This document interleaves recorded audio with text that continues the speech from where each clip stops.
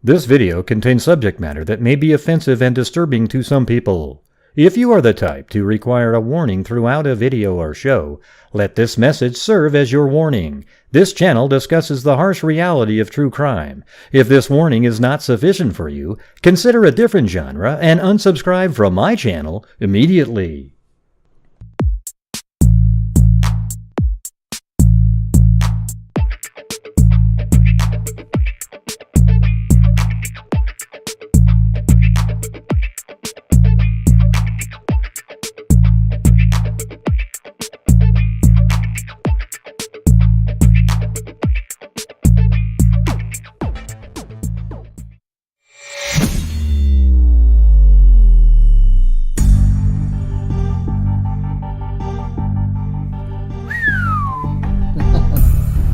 I don't think I have the dog camera set up. Hold on a second.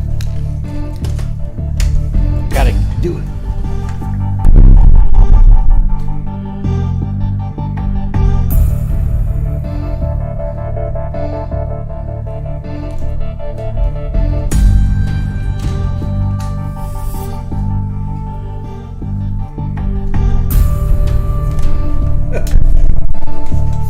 It's like, what are you doing? Why can't I just sit here?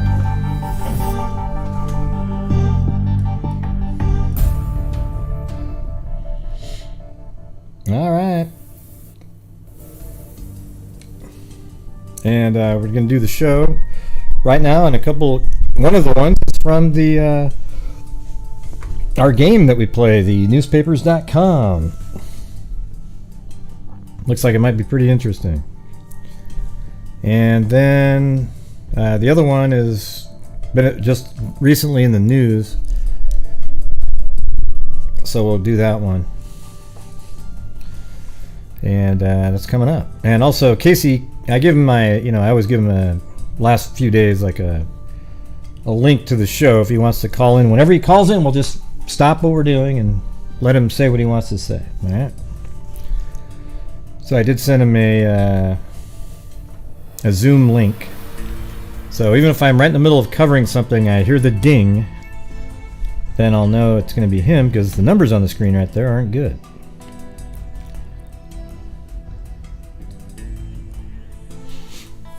And they weren't good anyways, but I don't want you to waste your time dialing them.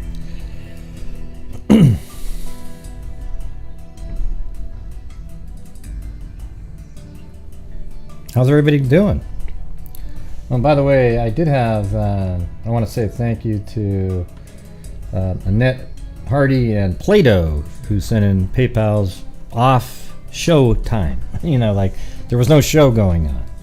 So thank you, and we'll be doing the same thing. Hopefully we can get back up to the everything Tumblr at some point, but right now we've been able to get about the everything mugs, which is cool. So as we do, as always, if you send in super chats over $5, you get put into a spin at the end for a chance. But the main goal is to raise funds, help my channel out, and out of that we donate over 50% of the net revenue from YouTube to charities, and we're already at $9,000 to charities this year so far, and this month isn't even over. So there you go. Poor Blue. Look at that face. Oh yeah, and for that other, the other channel, So Mean Allegedly, at CrimeCon. Look at, there's the thing. Look at, it's one of these. Ah, God, I'm just pissed off. See, that's what I'm gonna give out. And then I'm making stuff for my own channel too, so that'll be cool. Little exercise, stress reliever ball. Yeah. Yep. I'm sure a lot of you wish my face was on there so you could just crush it. Hey, thanks Zozo. That'd be amazing if she wins. I fight you all for a mug. All right. CrimeCon is in May. No, right at the end of April, like the 29th, 30th, and then the 1st of May, something like that. In Las Vegas. Hey, thank you, Melinda Moda Maiden. I like that. I always like that name. Melinda Moda Maiden. Kind of has a good, nice ring to it. It's like M&M's, right? Thank you, Charisma. Freaks, I'll fight you all for a mug. Heart, ocean wave.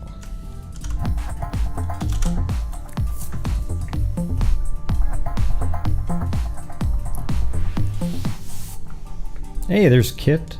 How's your school going? Let's get it started. Starstruck. Milk challenge we did last summer. I need a mug for the milk challenge we did last summer. Yeah, that's true. You can put some of that ice cold hypothermia like milk in it, and you can drink it. Wow, look at all the hearts bouncing off of Blue's head there. Look at it.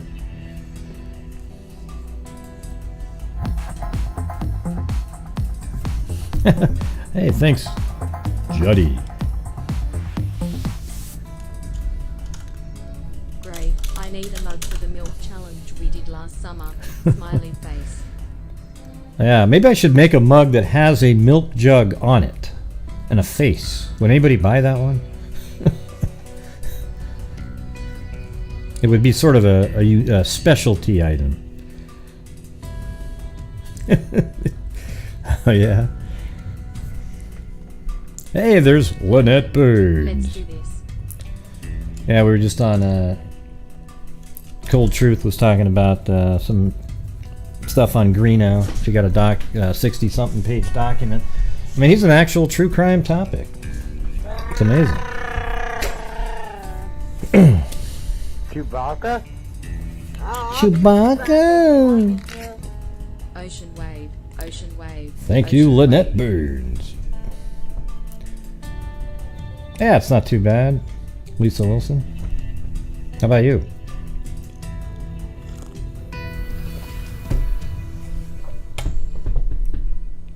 Had enough of me. What do you today. mean, how are you guys sending stuff? What does that mean? Hey, thank you, Mary Glaviano. She sent me a story, but I already got it from the amazing Jules, who sends me everything at like the crack of dawn.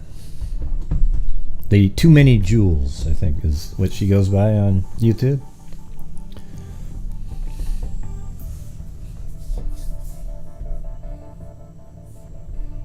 Oh, I didn't know what she was referring to, though. How are we sending stuff? Like, oh, you mean like super chats? Oh, I see.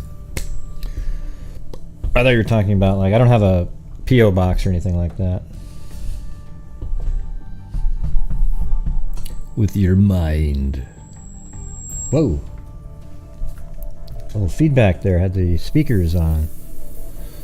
Well, I am literal. Doesn't that sound literal? Like, I thought, like, somebody wanted to send me stuff. You know, like, people have asked that on here. I'm just going by, you know, English. You're right. See, there's what Zozo just said. Gray is so literal. Okay? And that's what guys are. Girl code is your ability to decipher anything without context, and it makes all the sense in the world. It's amazing. You know? So I think that's really where the genesis comes from.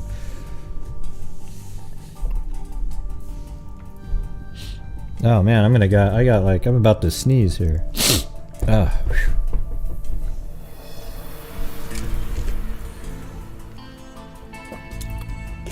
Yes, everybody hit that like button. Yeah, you knew exactly. I know exactly.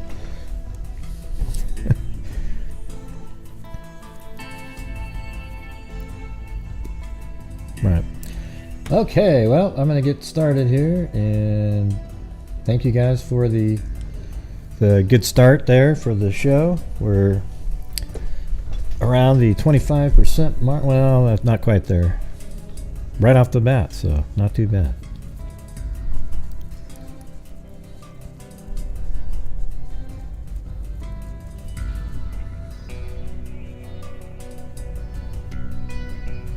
Yeah, there's some crazy stuff out there in the world. Oh, there's another one. Hey! All right.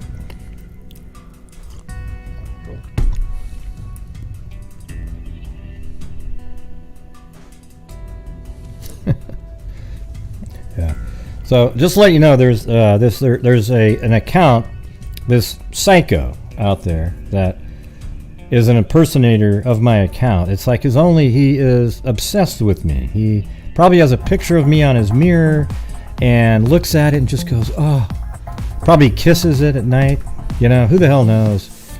But he makes he's made over 100 fake impersonating accounts. So whenever you see me posting in here and it's not yellow, doesn't have a yellow background on it, it's not me, okay? So just look at it, and whatever's said, it's the complete opposite of what they're saying.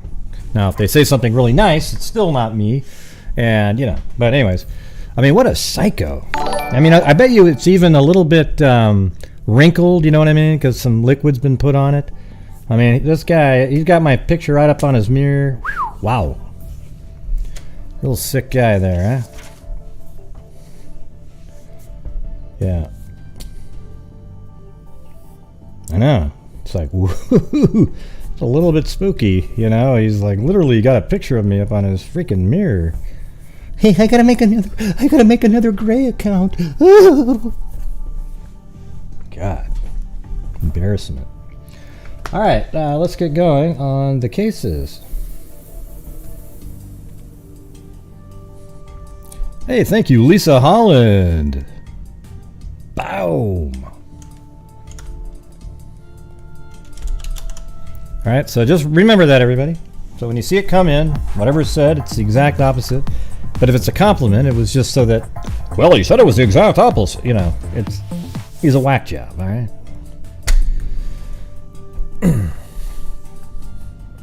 Yeah, I bet you he's got like on Halloween, he tries to, you know, puts this on and he's tries to look like me and everything. It's wild. Wild.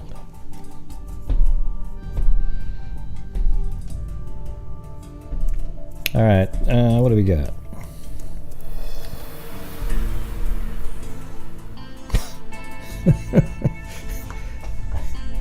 All right, sorry about that, you guys. Had to, just absolute psychos in the world, and he's one of them.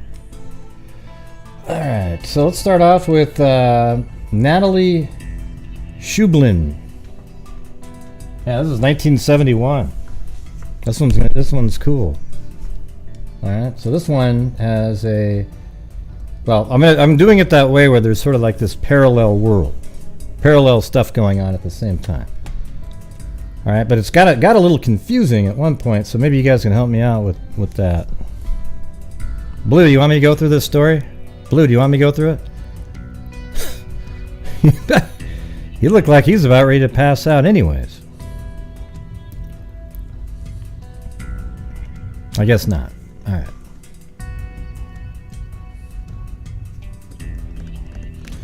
Yeah, so here's a 1971 March 10th. There's an article here. So let's see, 25, so it's 71, 1971, so what would that be, 50 years plus, yeah, so. Okay, Arthur Louise Massey, 25, indicted by a federal grand jury in Burlington, for 12 counts of alleged interstate transportation of stolen property, was arrested Tuesday at his home on Revere Beach. So this is when he lived in Maine. Just a random person. Just remember his name now. Boulevard, the FBI said. Massey was indicted March 4th in connection with the alleged interstate transportation of stolen checks, the FBI said. All right. Then on June 11th,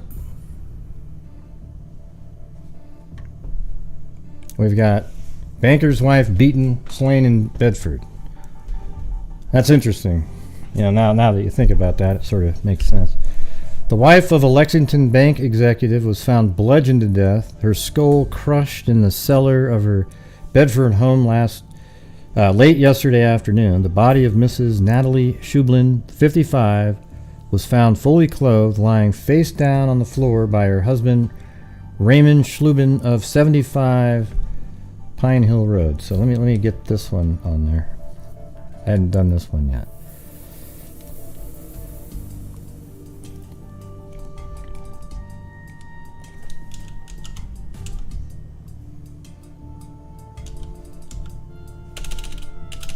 Maybe I didn't put that one in there. Hold on. I gotta get rid of these counties again. They take up the entire, like over half of all the pins, and then it makes it hard to find anything. All right, right there.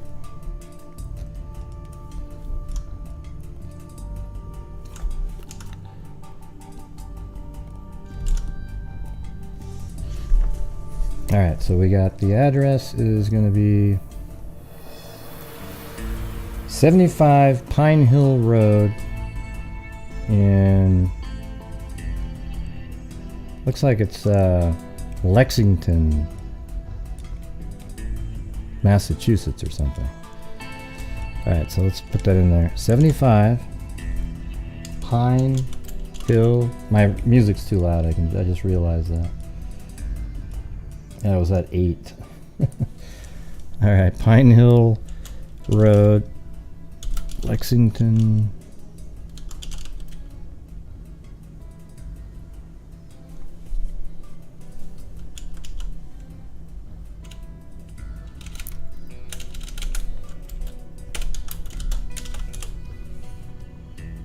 '75 Pine Hill Road. Let's see if that's it.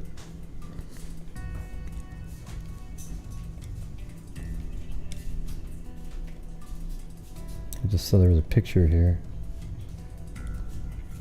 I don't know. Let me see. I don't think that's right. No, in Bedford. There it is. There we go.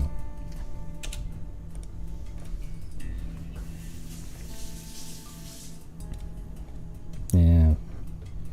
And I think I'm just going to put a pin there. Home. And let's see if it looks the same. And this is 50 years ago, but I bet it does. Oh man. It's overgrown. But yeah, that's it.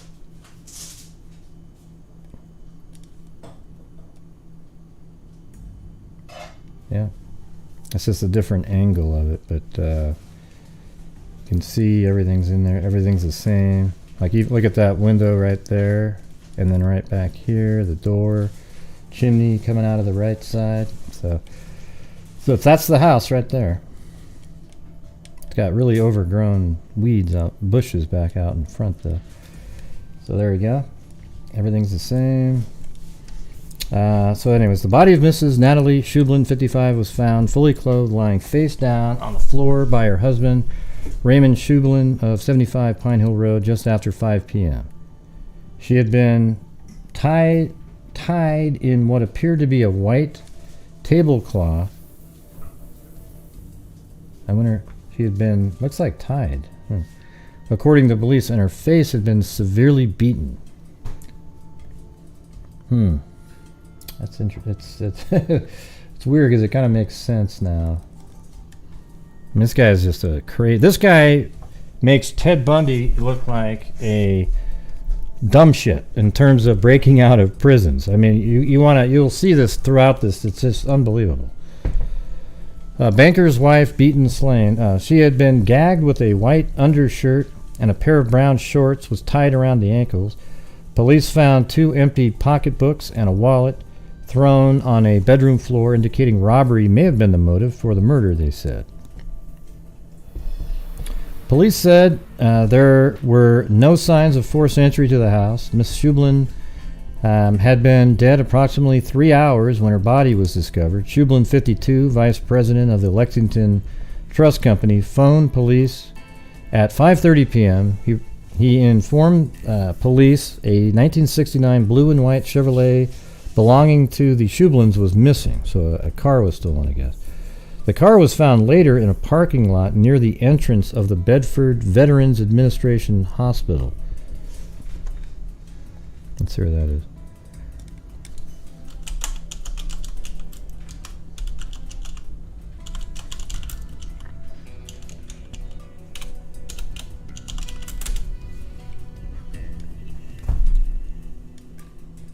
Okay, that just right there then, I guess.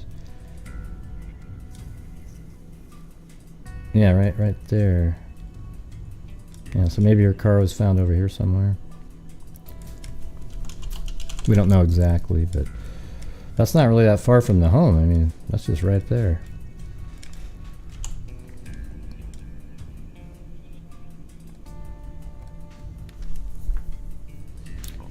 Let's see. Police said there were signs of forced entry. We already got that part. Scheublin, 52, Vice President of Lexington Trust, phoned police at 5:30. He informed police a 1969 blue and white Chevrolet belonging to Scheublin's was missing. Then they found the car at the Veterans Administration. Investigating police searched for clues in the area of the VA hospital and around the Scheublin residence, which is partly hidden from the street and neighboring houses by thick bushes and hedges. Police said they were unable to find a weapon or instrument used to crush Mrs. Scheublin's skull. The Scheublins have 2 married children, a son Kenneth of Boston and a daughter Carol of Portland, Maine.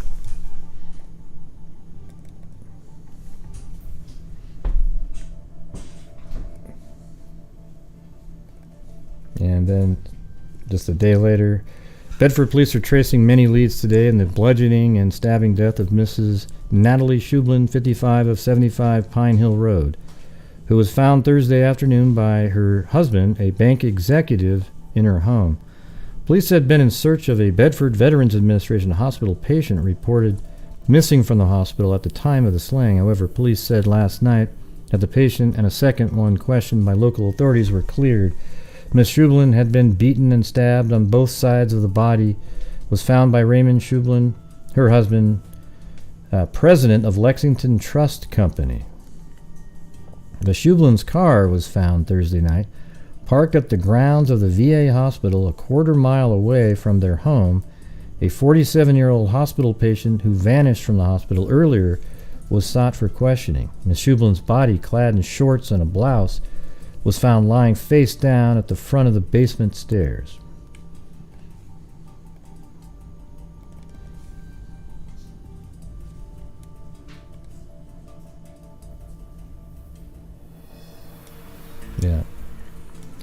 Yeah, hey, Pink Lady Luck, we try to let us go through the stories without you breaking, jumping in with the answer, right? You know what I'm saying? Just let us get through it. I'm trying to just tell a story. Nobody's heard of it before. Yeah.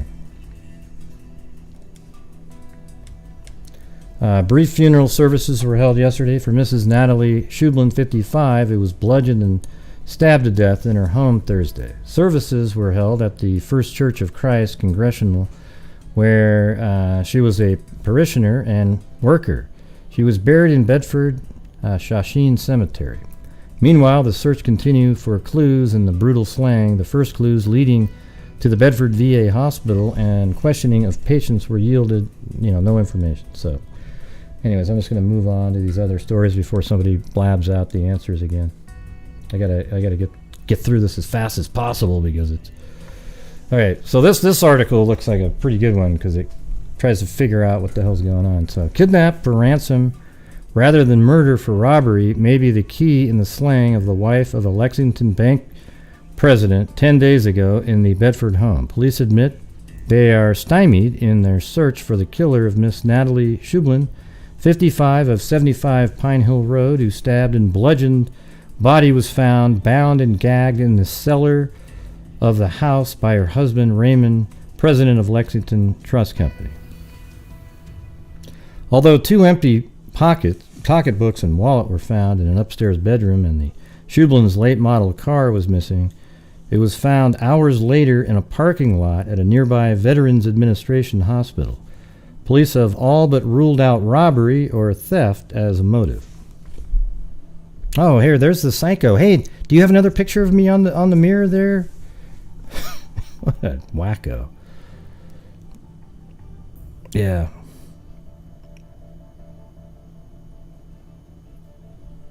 Yeah. Although 2 empty pocketbooks and a wallet were found in the upstairs bedroom and the Scheublin's late model car was missing, it was found hours later in a parking lot at a nearby Veterans Administration hospital. Police have all but ruled out robbery or theft as the motive. Bedford Lieutenant Francis Sullivan, who said there were no fingerprints in the house or the victim's car, and there was no sign of forced entry. The killer didn't have any weapons when he entered the house, nor did he have the items used to tie her up. Instead, a piece of clothesline from the cellar was used around the victim's hands, and clothing from that line was used to tie her feet and gag her. Miss Scheublin was stabbed on both sides of the back, then brutally bludgeoned about the head and face as she lay bound on the cellar floor. The weapons, Lieutenant Sullivan said, are believed to be a small paring knife and a pinch bar, both missing from the house. Although police scoured the wooded surrounding area and Friday sent divers down into the nearby Fawn Lake, they're still missing. The lieutenant believes that the assailant entered the attractive Cape-style home atop knoll at a bend in Pine Hill Road, intent on kidnapping Miss Scheublin and holding her for ransom. Yeah, for the bank. Her husband, who pretty much runs a bank.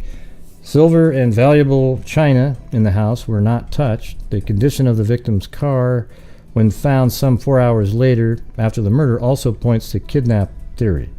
The trunk was cleaned out of everything, and the back seat was moved forward to allow for air to get into the trunk, Sullivan said. I think the killer was going to take her out in the car, then call her husband and demand ransom. Police turned up a small blood stain in the vehicle from which the keys and the spare tire were missing, according to the victim's husband. The tire was in the trunk and tied down the last time he looked. An immediate check was made of patients at the nearby hospital. Officials there have all checked for blood-stained clothing, but to no avail. Police are also checking on inmates missing from correctional institutions. Ms. Scheublin was alive at 12:45 p.m. on June 10th and talked to her husband by telephone to his Lexington office. She also talked to him, the family doctor, at 2:45 that afternoon. The body was discovered by her husband at 5:36, so just a 3-hour window there. We've been up and down the street 3 and 4 times talking to everyone, and we'll go back again, Sullivan said. It's main road, a cutoff between Route 4 and Route 62, and it's not uncommon for people to walking there at any time, he added. Adding to the difficulty of finding anyone who may have suspicious activity in the area is where the house is. Set back from the road on a landscaped and shaded lot is shielded from houses on either side by woods and a bend in the road. A wooded lot is across the street. A short driveway from the road bends sharply to the 2-car garage beneath the house, from which the killer apparently drove off unnoticed. Approximately 800 questionnaires were distributed to persons driving along the road between 2:30 and 5:30, asking how often they traveled the route and if they knew others who did. So let me see what they're talking about.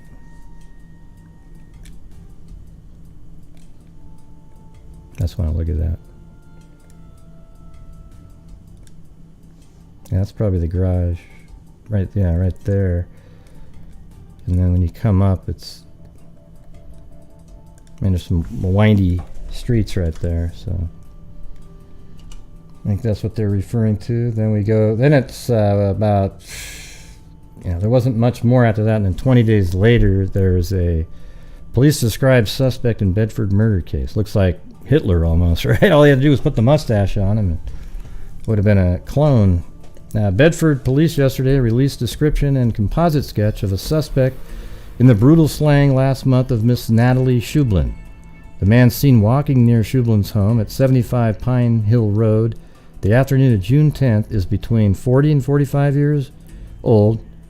Well, that wasn't the right guy, but 40 to 45 years old, weighs between 140 and 150 pounds, and is slim build. He has sandy hair with a bald spot on the right side and fair complexion. I think he's another one to add to the sketch mugs, though. I like that one. So anyways, that's the suspect that they came up with a drawing. You know, there's no name or anything. Bedford police report break at scene of slang. A report of breaking and entering at the home of Raymond Scheublin on Pine Hill Road, whose wife Natalie was bludgeoned. Wow.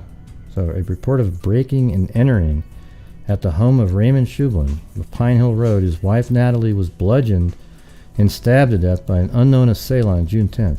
Though the entire house was ransacked, police reported so far as far as they know, the only items taken were a set of cufflinks and a tie clip. Scheublin called to inform the police of the breaking and entering. Wow, so it almost feels like that would have to be related, doesn't it? Like, or somebody read the paper or something, knew the wife wouldn't be home anymore while he was at work.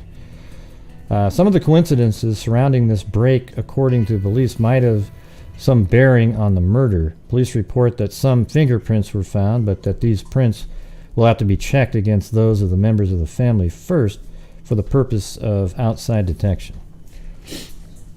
You know, I always notice this though, you guys, when I'm doing the reading stuff, the chat slows way the hell down, and I mean, I don't know, it might be boring for you guys, but for me, I like to read through it. I like to figure out what the hell they were talking about.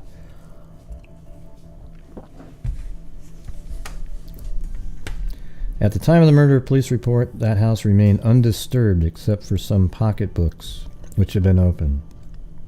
But this time, however, every room in the house was in a state of disarray.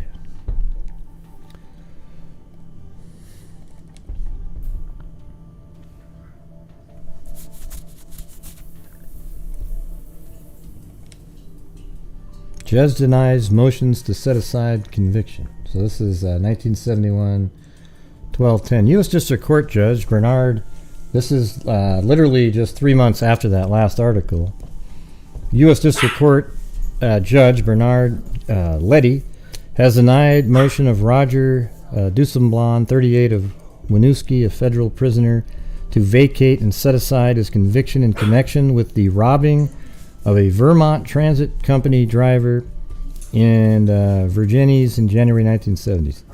I don't know how to pronounce that really, but oh, by the way, we had these chickens in our yard.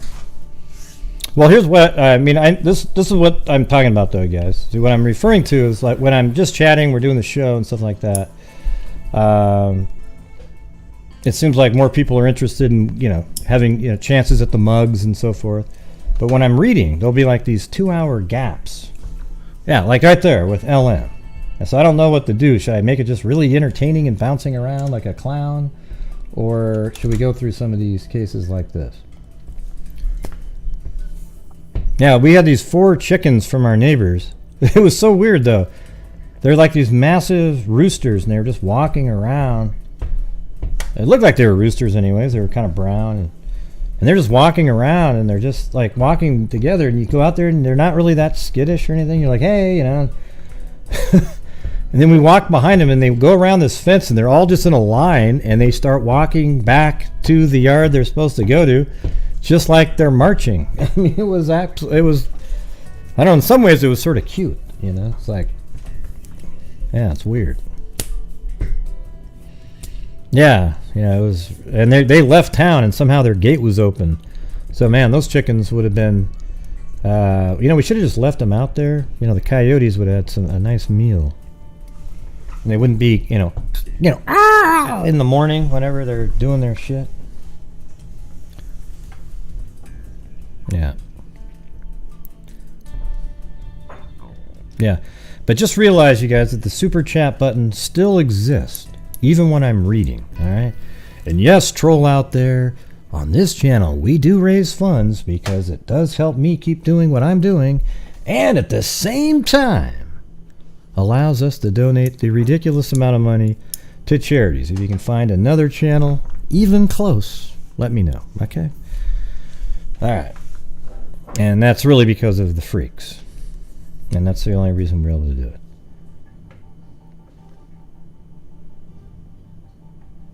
Yeah.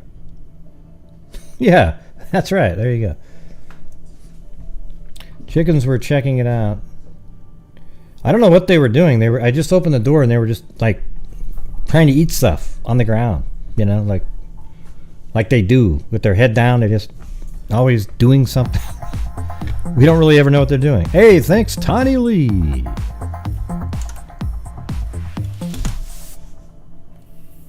All right, so here we go. So the reason I'm reading this one is I'm doing this simultaneous. There's this other person I mean, everybody knows that, you know, like I was saying, this case, we're going to do the side-by-side, so it's obviously going to be one of those solved ones because I'm mentioning somebody's name, but I just don't like all the details being put out there. All right, so that's what I'm trying to, when I get at. We say this a lot, and it just seems to, people just get so wrapped up in knowing something that they just have to say it. All right, so we got Düsselblom was found guilty in U.S. District Court of aiding and abetting Arnold Default, 27, of Burlington, and Robert Burton. His name is in this article, though. Hold on a second. The judge found that Düsselblom had no basis for 5 points raised in the application that the record found established his guilt. Where the hell's his name? God, I have to go open that up. Hold on.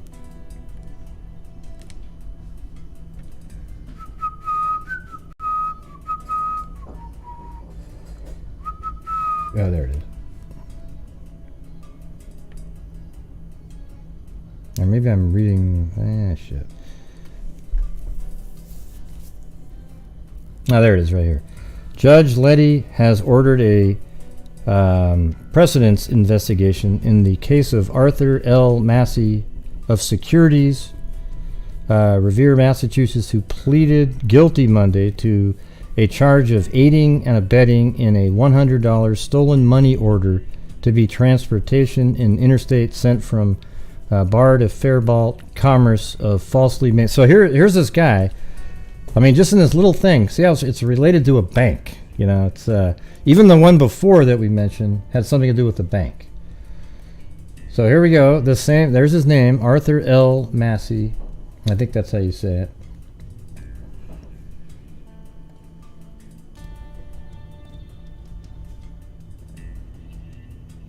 Okay, then it starts getting crazy in here. Like, I'm not even sure if there's two guys with the same name, but it says two Massachusetts men, this is 1972, were back behind bars today following their capture Sunday night after a brief 30-minute escape from the Rutland Correctional Center. All right, so this is in Vermont. Rutland and State Police apprehended Bernard Matthews of Bellerica, whatever the hell it is, and Arthur Massey of Revere, both 26. Does 26 work? Let's see, so 72, this guy is 76 years old, so 72 would make him, that would be 50 years, plus 26, yeah, that's right. So that makes him 76 years old, so that is the guy. Okay. Hey, thank you, Sarcastic Siren. Yeah. Well, hopefully we can get to the point where we can draw for the everything mug. All right. Rutland and State Police apprehend Bernard Matthews of Bellerica and Arthur Massey of Revere, both 26, at a Rutland hotel across the street from City Police Headquarters and 1 block from the correctional facility. That's where they escaped to. Their escape had been reported 1/2 hour earlier. Massey was being held on a federal warrant charging him with interstate transportation of stolen securities, while Matthews was being held on a charge of assault with intent to rob. All right, so, you know, there he is in the paper. Then 1977, that's 1972. And then we got another one. I mean, look at it. Escaped inmates want legal help. 2 of 3 state prison inmates captured in New York after more than 3 days on the run. So I don't know if this is the same guy, but maybe, I mean, how could it not be? Let's see. The third inmate. Pearly with the May. Thank you, Linda Howell, as in Linda Molden Howe of the Cattle Mutilations and Crop Circles. The third inmate, Pearly Witham, 32, of Nottingham, agreed to waive extradition and arraignment in Norwich, New York. Witham was convicted of the 1972 murder of a new Berryport, Massachusetts florist. State Police Captain Richard Campbell said Monday inmates Richard Henry, 26, of Peabody, Massachusetts, and Arthur Messy, 31, and that makes sense, 26, now he's 31, of Revere, Massachusetts, asked a Shenango County court judge for lawyers. A hearing will be held. So this guy's already escaped. Look how many times. It's crazy. Henry is serving a 6 to 12 year sentence for escape. Massey a 30.5 to 7-year term for armed robbery. So there you go. I mean, this guy is just not good. And then 1978 in February, one of 5 New Hampshire state prison inmates who escaped from the institution last May, so I think that's probably referring to the same incident, has pleaded guilty to escape charges. Arthur Massey, 32, was given a 1.5 to 3 year sentence Wednesday for the escape. All right, then 1991, 4 arrested in bank fraud. I mean, look at this crap, man. 4 Massachusetts residents were arraigned in Brattleboro District Court in charges they defrauded a Brattleboro bank through a split deposit scheme. Vermont State Police and Bellsfall Village Police arrested the quartet on Interstate 91, alert bank employees at the Vermont National Bank. According to Brattleboro Police, Arthur Messy, 45 now, which I think that makes sense. So this is 91. That would make 45. Yeah, I make him 76 years old now. Sorry, not in a great mood. Got the results of my cat Blur today. She has cancer. The what? Oh, sorry. Well, that sucks. I was trying to read. You have a cat named Blue? Oh, sorry to hear that. It sucks.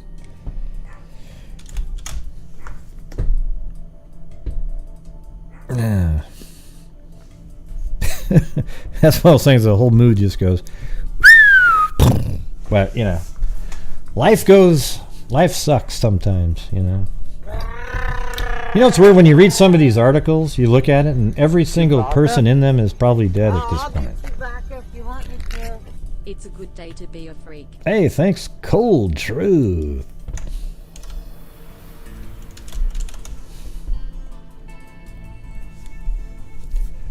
According to Brattleboro Police, Arthur Messy, 45, of Marblehead, Massachusetts, introduced his 3 women companions, Tony, Ann Granny, 23, Roxanne Livington, 24, and Mary Jones, 24, to deposit checks at Bank of Vermont on Tuesday and obtained some cash. The checks were written illegally. According to police affidavits, the women obtained about $1,500 from Bank of Vermont. I mean, can you believe this guy? I mean, he's just... And then 1996, I think let's see, is this the one? Yeah, man is convicted of escape charge. I mean, this guy is freaking Houdini. Look at him. A Massachusetts man was convicted of federal escape charge after a one-day trial Monday in U.S. District Court, Rutland. Arthur Massey, 51, failed to return to the Chittenden. I mean, see what I'm saying? He makes Bundy look like he doesn't know what the hell he's doing. I mean, this guy is just... Although it's pretty stupid to go right to the hotel across the street.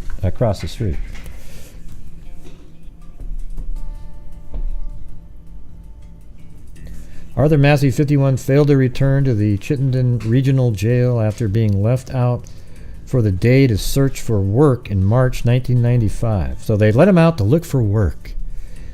And then he escaped. At the time, Massey was serving the last few months of a bank fraud sentence. What an idiot. He was apprehended more than a month later in New York State, federal prosecutors said. No sentencing date has been set on the escape charge. Hey, thank you, Watchdog.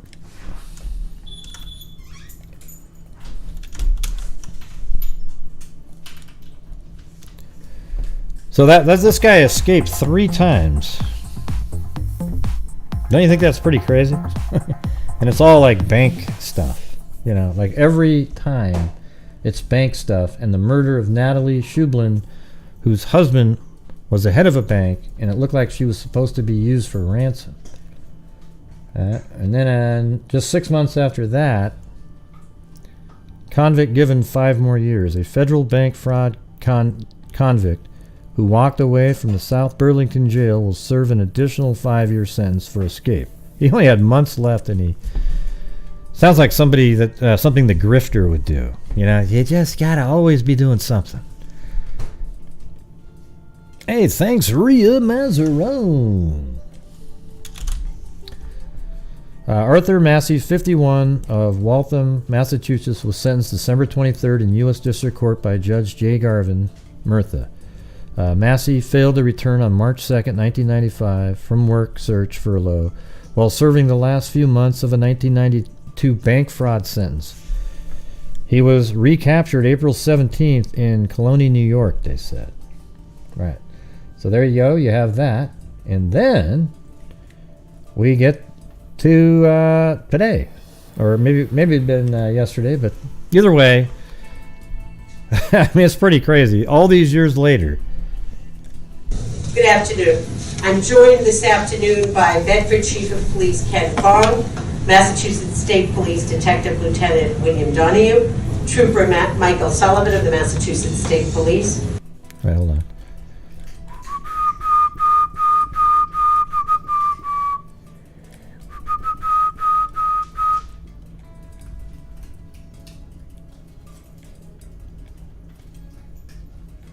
Yeah. All right, now Pink Lady Luck, you're all free to go. You can jump right in. All right, so here we go. Bedford Police Detective Lieutenant Scott Jones, Bedford Police Lieutenant Richard Battelli, our Chief of Homicide, Adrian Lynch, the Chief of our Cold Case Unit, Dave Solid. I know she's from Boston. I go on her. I haven't seen her chauffeur for a while, but because just over half I go a there all the century time. ago, on June 10, I used to anyway. 1971, Natalie Scheublin, who was then a 54-year-old wife and mother, was violently murdered in her own home in Bedford. Today, we were able to call her son and daughter and tell them that we were taking the first step in holding to account the alleged perpetrator. This morning, a Middlesex County grand jury indicted Arthur Lewis Massey, age 76, isn't that crazy? on the charge of that first same degree guy, murder in connection with tying up the guy that's escaped 3 times, and it was always bank schemes that he was doing. Natalie Scheublin, stabbing her multiple times, and then striking her in the I wonder head. if he killed anybody causing her else. death. Jeez. We know that in the early evening of Thursday, June 10, 1971, Natalie's husband, Raymond Scheublin, the president of the Lexington Trust Bank, returned from work to find the body of his wife in the basement of the home. Mrs. Scheublin was face down on the floor. Her ankles were tied together, and there was a makeshift gag around her neck. Mr. Scheublin immediately called the Bedford Police Department, and officers were there within minutes. Based on the state of her body, it appeared that Mrs. Scheublin had only been dead for a short time. An autopsy subsequently determined that Mrs. Scheublin had been stabbed with a knife multiple times and struck with an unidentified object, which caused a massive blunt force injury to her head. Nothing of significant value was taken from the home, but what was missing was Mrs. Scheublin's car, a blue and white 1969 Chevrolet Impala. On the day of the murder, police immediately began canvassing the area, interviewing neighbors, and looking for that car. By 8:42 p.m. on June 10th, the police had found the car in the parking lot of the nearby VA hospital, less than half a mile from the Scheublin home. Although the car appeared to have been intentionally wiped down to remove fingerprints, police were able to observe and collect several latent prints from it, including one from the passenger side back window. Police at the time followed several leads, but were not able to identify a Wow, suspect. so they didn't put him. That he's been in prison? investigation continued, and then in 1999, fingerprint examiners from the Massachusetts State Police used what was then a new tool, the FBI's automated fingerprint identification system, known to many of you as AFIS, to attempt to identify that print that had been found on the Impala and the other latent prints that had been found at the crime scene. Through AFIS, they were able to identify the defendant, Mr. Massey, as a candidate for review. A subsequent analysis of the print from the car window by state police fingerprint expert confirmed that that print recovered from the victim's car matched the defendant's left thumb. Police then interviewed Mr. Massey, who denied ever having been in Bedford or having any knowledge of the murder. Over the course of the investigation, police had occasion to speak to Mr. Massey again. At that time, he allegedly claimed that he had been solicited by an organized crime associate to murder the wife of a banker and to make the murder look like a break-in.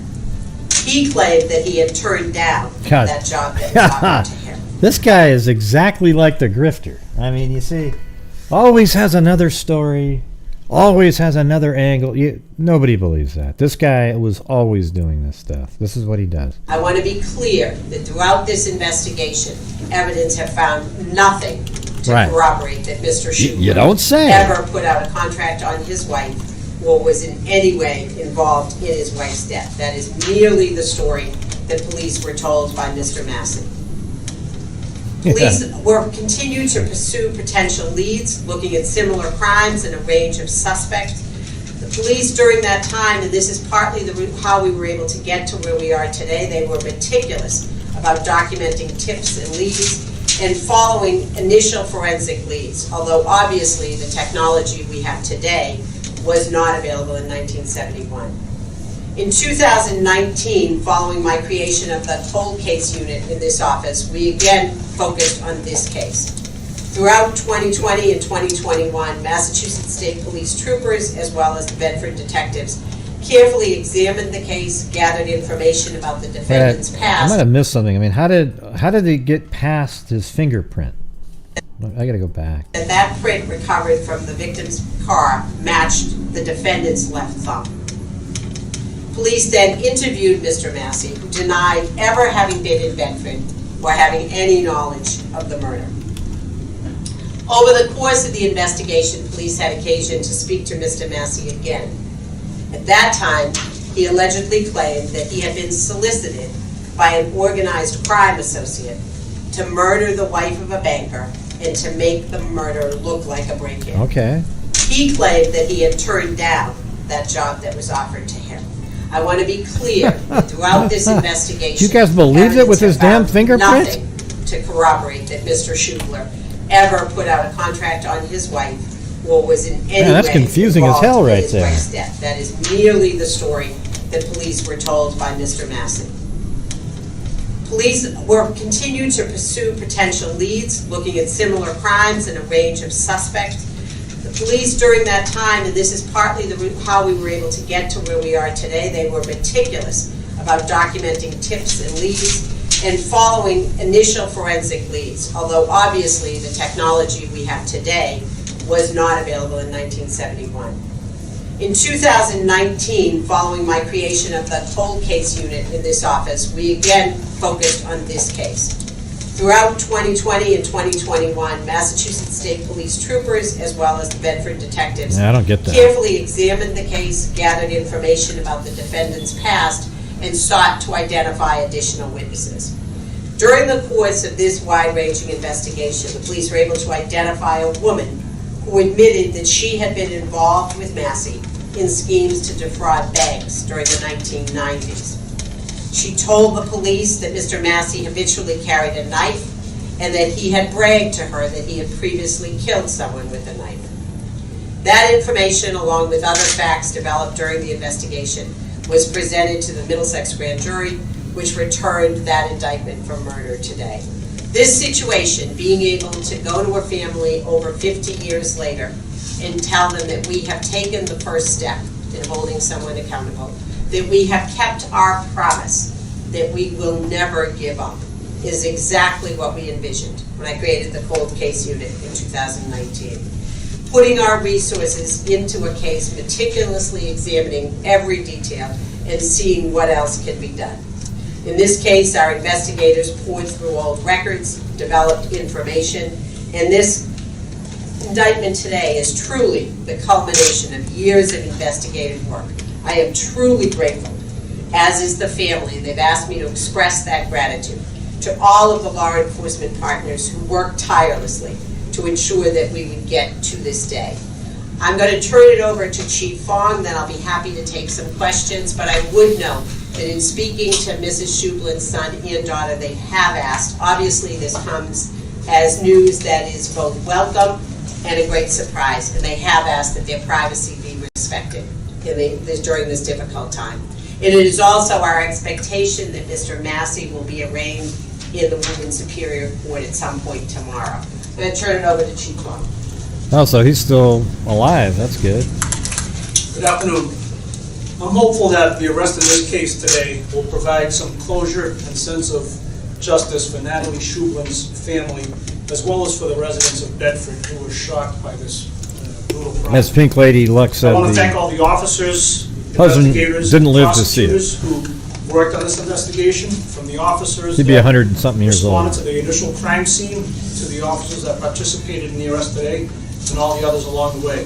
There was a tremendous amount of investigative work. There was a lot of persistence. Yeah, it sounds like he had the answer determination quite a that few went years into ago. supporting this investigation, and today we've successfully made an arrest. And while today's arrest can make the pain of Natalie's loss feel fresh, I'm hopeful that the family members who have lived so long without answers will finally find some closure today from today's news. And my best wishes go out to the family of Natalie Scheublin. Thank you. Thank you, Chief. I'm happy to take some questions. Motive? Our belief at this point is that all of the evidence is consistent with there having been a break-in in the house. So And he that was either an driving. expectation that Mrs. Scheublin would not be in the house or her return to the house at an inopportune point. I don't know, man. I don't think you can overlook the bank That's something we'll be connection. talking about tomorrow in court. There is an indication, there's a record of And someone he by beat her. that name having once escaped from the Salem jail. Is it the same person? All things we'll talk about tomorrow. Where was he arrested? He was arrested at his home in Salem, Massachusetts. Wait, what'd they say? Hold on a second. Where was he arrested? He was arrested at his home in Salem, Massachusetts today. Where was he living in Bedford at the time of the homicide? We have no information to indicate that, no. There appear, the, Jail. Is it the same person? all, There's an indication, there's a record of someone by that name having once escaped from the Salem jail. Is it No, he escaped 3 times. So we already got it. Breaking news, everybody. We got that information out there before. All right? But yeah, this guy escaped 3 times from different prisons. the same person? all things we'll talk about tomorrow. Okay, Where was cool. he arrested? Well, let's get He this was tomorrow. arrested Somebody at send me his the... home in Salem, Massachusetts today. Where was he living in Bedford at the time of the homicide? We have no information to indicate that, no. There That's appear- right. the- Right now, there's Boom! no information to indicate that he had any connection to the Scheublin family or to the VA hospital. They just appeared. Thank God he has an unusual name, right? But are you saying this was just a random murder? This suspect just arrived? We have nothing to suggest. I don't think it's that it was- random at all. I don't think it's No, random. no known connection between this Yeah, family, I think this it was house, a bank and the suspect. What motivated. triggered you to go for an That's all he was indictment? doing. This woman came forward Bank and said stuff. she had spoken with him about a night. And Does anybody out there think that this murder was just some random break-in when it's at a house of like a bank executive, and every single one of his crimes is bank-related, some sort of fraud related to a bank? There's almost no way in hell that he didn't know where he was going when he went in there. his admission, is that the only? Well, we have his fingerprint on the window of the car that was removed. Who cares if it was from on the Twitter, house and can't we? located It's within here right now, hours right? of Finding Mrs. Scheublin's body. I mean, what I don't know what you're saying when you're saying it was on When that Twitter. was found on the car. What was? Back then, in June. So what's interesting is, so think back, 1971, remember, Richard Nixon is president.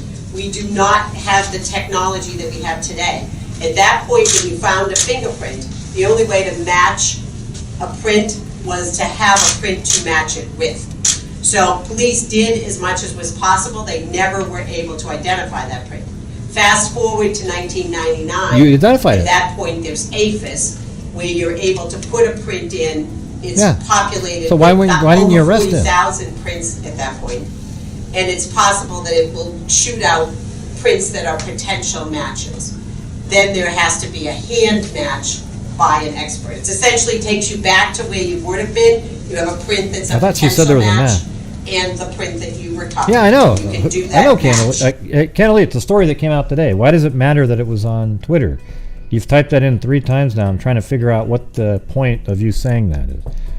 I don't care that it was on Twitter. It doesn't mean a damn thing to me. So that, at the time, in 1971, they had a print. They couldn't find a match for that print. It was only when the print was entered into APHIS in 99 that they got I just don't understand what the point of that is. APHIS doesn't make a At match. all. It just tells you this is a possible match, and then you still go through the same process of a state police examiner doing that by-hand match. So his name surfaced in 1999. He's been on your radar, so to speak, Yes. since 1999. Yes, How did his print get into APHIS that showed up? I don't know that. I mean, there's lots of Right. ways. you And how can come he didn't arrest him the moment his... necessarily because he was printed in a book. That is likely, but it's not necessarily. And you actually made, the state police investigator, he actually made that match when again? He made the actual match following that 1999, so somewhere in 99, 2000. So what's the deal here? What's your message to people that think they can get away with murder? Well, the message is twofold, as I said. It is, first of all, to those families that are waiting for answers, and, as you can imagine, for I'm sure this story's been everywhere. horribly long wait, that we make a commitment that we will. No, listen, Candalee, I'm just trying to figure out why you kept typing in like 2 or 3 times that it was on Twitter, the story. Yes, every story that I've covered is going to be somewhere, unless it's an old cold case. This one was solved today or yesterday, whatever, and it's going to be on Twitter, it's going to be on Fox News, it's going to be on CNN, it's going to be everywhere. I'm just covering it the way I want to do it, by looking through the newspapers, and I looked up the killer at the same time and found that he was in the newspapers for decades. I mean, he broke out of prison 3 times at least that I have. And he got caught every time. I mean, he was, so I'm just trying to figure out why it matters that it was on Twitter. I'm just, maybe I should just ignore the comments. Not give up, and we do not give up. But the message has to be equally clear to perpetrators that we are not giving up. One of the most striking things today in the conversations. Well, with Carla, the apparently you family should have was checked Twitter, because family it was there talking too. about, we think about sort of being frozen. Yeah, well, I heard in about it time. in the very early morning, but I'm doing the show at Mrs. night, Candalee. Scheublin, What do you think of that? She had 2 children at the time. But the impact that it has on family members, as her son and daughter talk. I heard about it before you did, Candalee. In fact, when I woke up in the morning and I got to my email, I got an email really early, and it said that it was, that it was a case, and then but you know what? I should have went live right away so that I could say I beat Twitter, but I didn't do it. So. Talked about today, their children and grandchildren who were not alive at the time Mrs. Scheublin was killed, but it never leaves a family. What they're saying, Mag, is that they had fingerprints in 1970, but had no way. They didn't find a match because you used to do it manually and all that. And then when APHIS came up in 1999, they made a match. They actually found his fingerprint, and it led to him. And then he came up with something saying, "Well, I was supposed to go over there and kill the banker, but I didn't do it." Well, then how in the hell did your fingerprint get on there? Man, I would have been, I don't know. They should have arrested the guy immediately. How can he explain his fingerprint on that vehicle back then? You know what I'm saying? Well, it's enough when I feel like it, Candalee, because your responses kept provoking. I know that you're having a bad day and everything, but don't take it out on me or anybody else, all right? Thanks. This kind of situation, and certainly to have it be unresolved for all of these decades. Was he arrested without incident? He was arrested without incident. Can you talk about the challenges of trying a case where the facts are Don't 50 do years it. old, or 50 years old if this case goes to trial? Yeah, he was definitely at the Well, scene. obviously there are some witnesses who are not with us, and we have to build a case without that. You know, there are some of the initial investigators, obviously, who have passed on, and we build the case without that, but we are confident, as was the grand jury in returning the indictment. Man, that we just have seems ridiculous. sufficient evidence to proceed at this point. They must have had his name for We have them decades. alive, as well as records and documents, all of that. Chief, can I ask you, she mentioned investigators who were passed on. Are there investigators who worked on this case in the past that you kept up to date on this, and can I get how they're reacting to this? Gotta stop the show. I was just thrown in the slammer. All right? For merely wanting to know what Twitter had to do with anything. All right? But I'm going to sit in jail here, and you guys can... There, look at my face up there. So mean! And then we'll finish the press conference, and then we'll move on to the next case. Now, I always have an open line for Naomi's brother to call in. And, you know, he does have the link. Casey does, so if he ever wants to call in, he can call in whenever he feels like it. And I'll switch over and he can say what he wants, and then I'll take the video out and post it by itself so it's related to the case, right? Oh boy, Lee D kept me in there for longer. Nope. Woman crossing arms. Oh wow, I'm at negative 12. I'm in trouble. Oh boy. Oh yeah, woman crossing arms. Like just, nope. And Billy Juliana, another negative 5.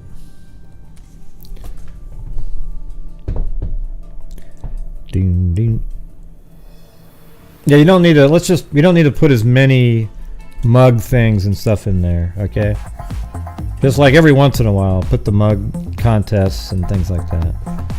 Hey, thanks, Rita Schaefer. Well, you got me to negative 7. Thank you. All right, just a second.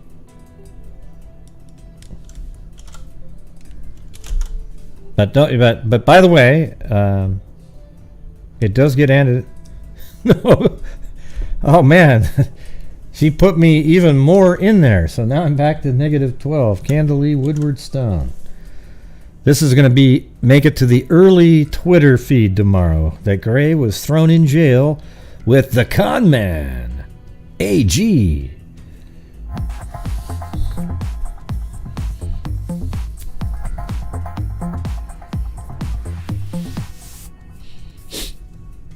Definitely no darn bail.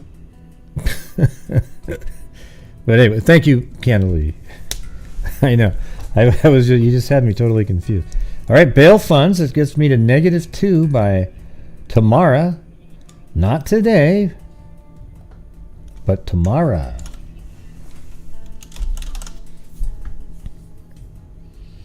Oh, yeah? What have you seen before, Brent?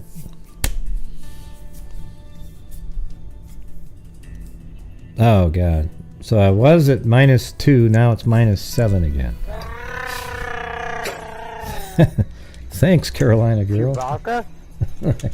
I guess. I mean, okay. Now minus 2 again.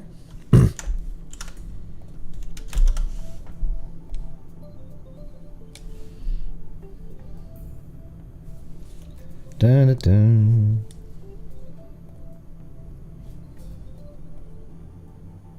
Oh, and thank you to. Sir, sit a bit. So I'm now still at minus 2, right? Thank you to Melissa on PayPal, Scarborough, and TTGO Tracy. Bail. Linda Howell is in Linda Molden Howe. Delva Johnson. And Tina Susert. Thank you. Minus 2, man. Jeez. Sheesh. What a maroon. Oh.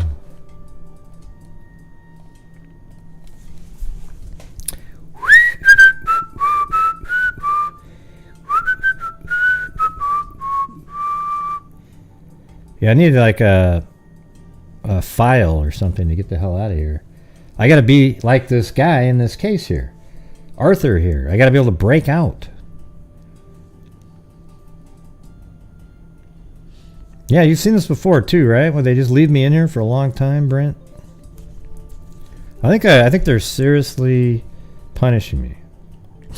I think this is like a legit jail. I guess that's long enough.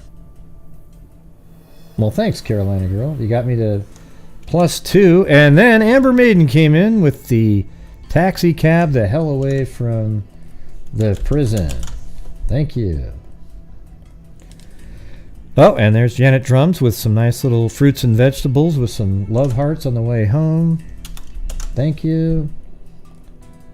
They'll be there. Oh. All right, I'm out.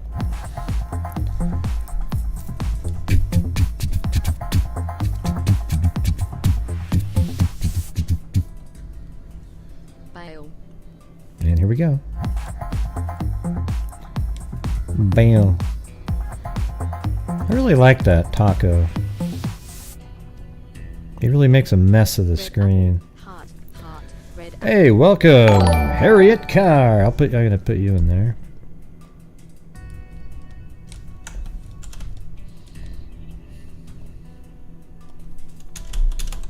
Yeah, for all Megazoids and Oogla Boogla freaks, you get also in the drawing.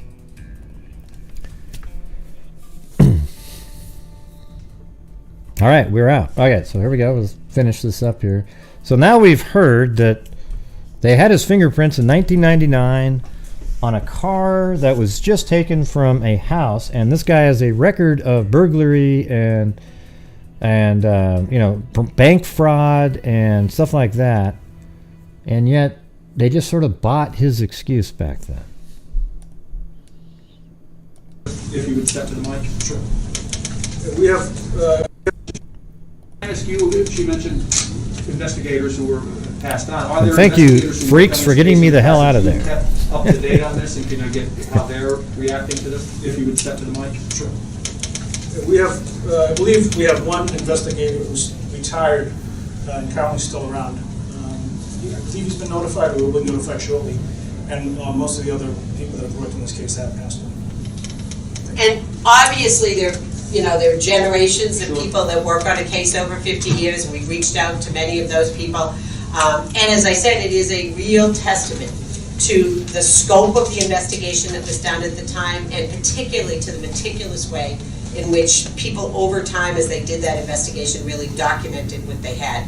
That when we began re-looking at this, you can sort of go backwards and figure that out. Because obviously the people who were collecting evidence and doing things in 1971 could not have anticipated that we would have the kinds of resources we have today. But they kept track of it and documented it all, so it was available. Chain of custody. Yes. Could you please When she was killed? She was 54. could you please spell Mr. Massey's last name? Yes, Massei. I. What's Mr. Massey been doing for the past 50 years after he allegedly murdered this woman? That's probably something we'll hear about tomorrow as well. Has he been working? Wow, so make sure, living in this area? there you go, Candalee. When you So far tomorrow as we know, on Twitter, he's send me what they in this say. area. I don't know the details And they of recovered, his personal life. I'm sorry. they recovered the knife at the scene? Or they recovered the knife? Do you think that's a bull cat? No, No. we didn't recover it, no. Can you talk a little bit more about the woman who came forward and had a conversation with him that triggered your... She indicated that she, in the 1990s, was involved in a number of essentially check kiting or bank Yeah, scam one of the three kinds of women that we things. had. That during that period of time, she came to They know were 26 Mr. Massey years old. fairly well, that Mr. Massey routinely carried a knife with him, and that he had bragged in her presence that he had once killed a person with a knife. We know that from the autopsy that Mrs. Scheublin was stabbed Wow. on both sides of her chest with a knife. Is this someone that came forward or someone that you found and was able to... See, look at, hold on. I got this one right here. I think it's in the next one.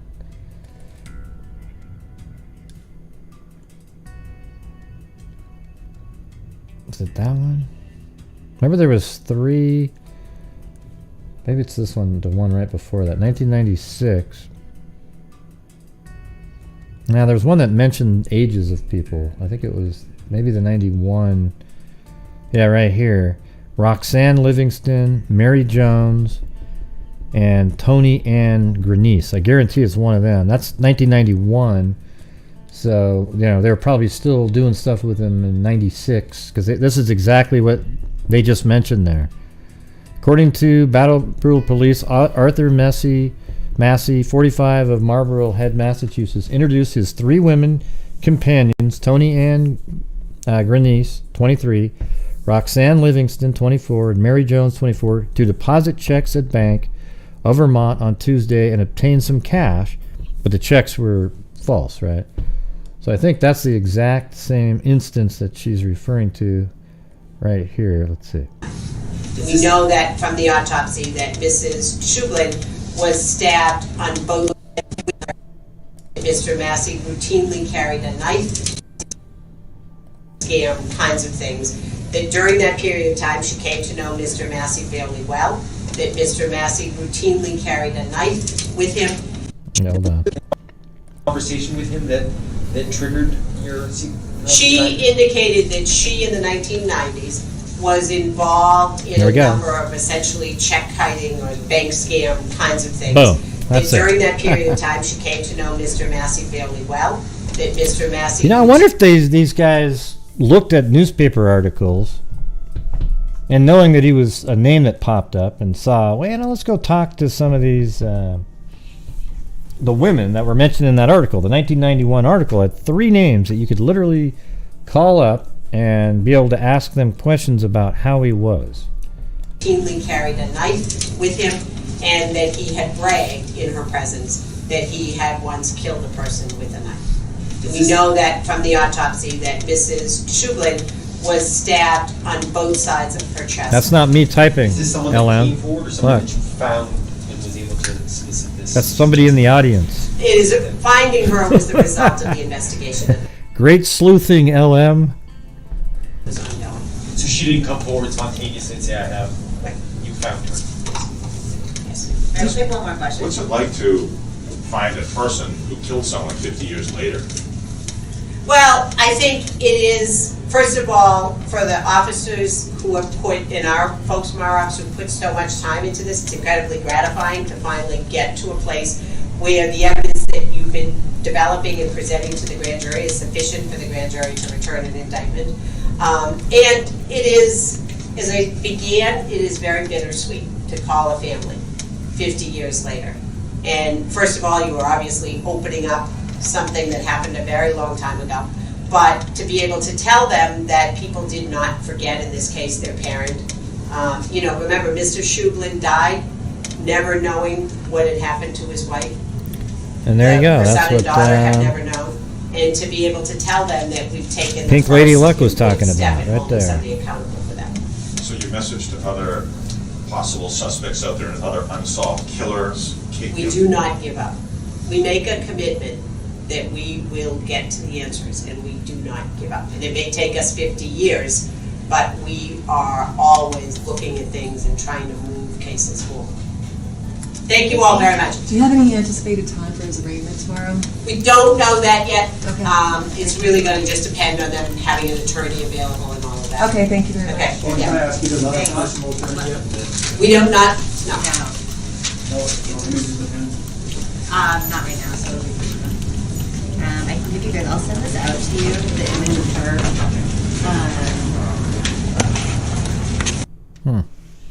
It's kind of, doesn't that one seem kind of weird? That they didn't do something in '99 when they had his name and his fingerprint on the vehicle. What do you think of that one, Mag? You seem like you were frustrated with that as well.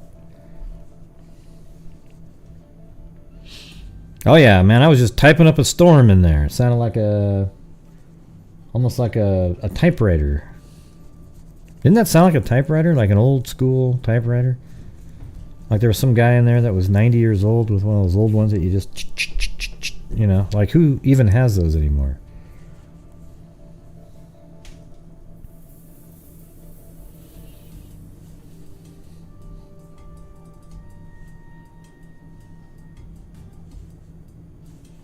Yeah.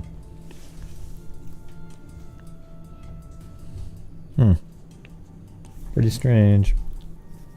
Yeah. All right, I am going to, let's maybe get to the next story then. All right. So good news. And that's an old school solve with a fingerprint and some information. Not no DNA associated with that one that we know of yet. So if you're out there, and sorry for giving you a hard time out there, Candalee, but if you happen to get up on Twitter and you see their update, make sure to email me the link. All right, awesome. Or anybody out there, if anybody happens to see that they have a meeting, I don't know what they're doing tomorrow. If it's a hearing, I don't know. I'm not sure if it's public or something. But if it is, and you know how to get there, send me the link. Let's roll. Yep.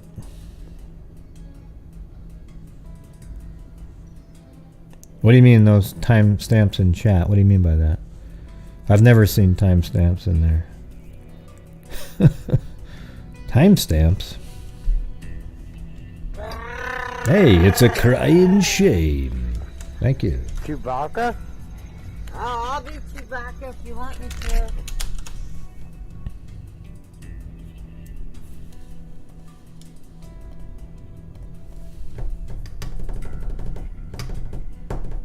So now, a couple nights ago. When was there ever time? I've never seen time next to chat.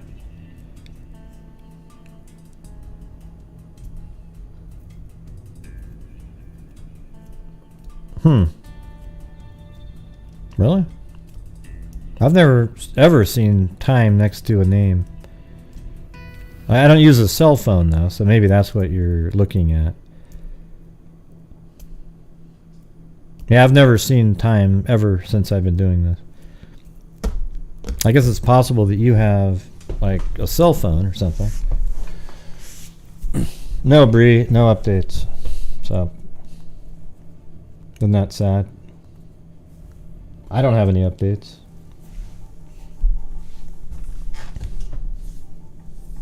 Oh, you have to turn it on? Oh, never seen it.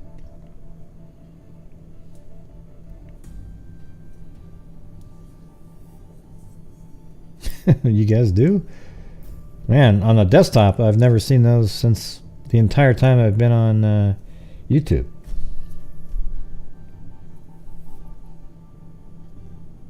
Yeah, I've never had it. I'll show you what my screen looks like. Here, let me show you what my chat looks like.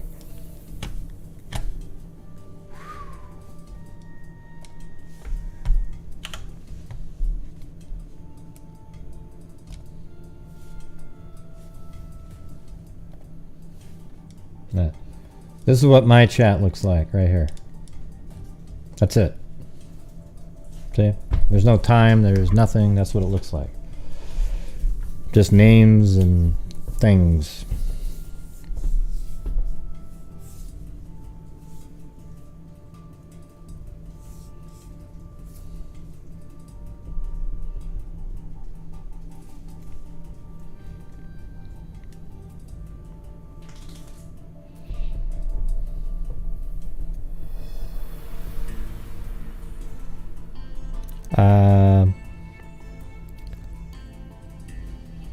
Oh.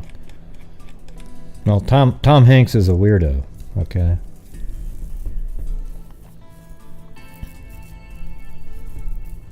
Yeah, but this is what mine's look like for 10 years. So, did you guys turn it on your end? Because I've never seen it. I've never seen it ever in my life with time. But I'm not going to keep saying it over and over and over. That's just the reality of it, you know. Somebody said you had to turn it on. I guess I never thought to look to turn it on. Yeah.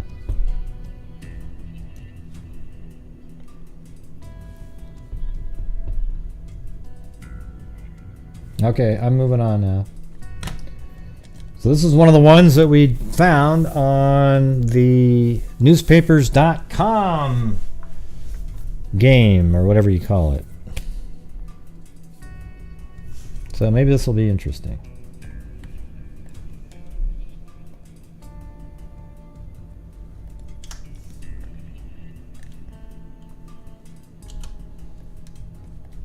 You just never know.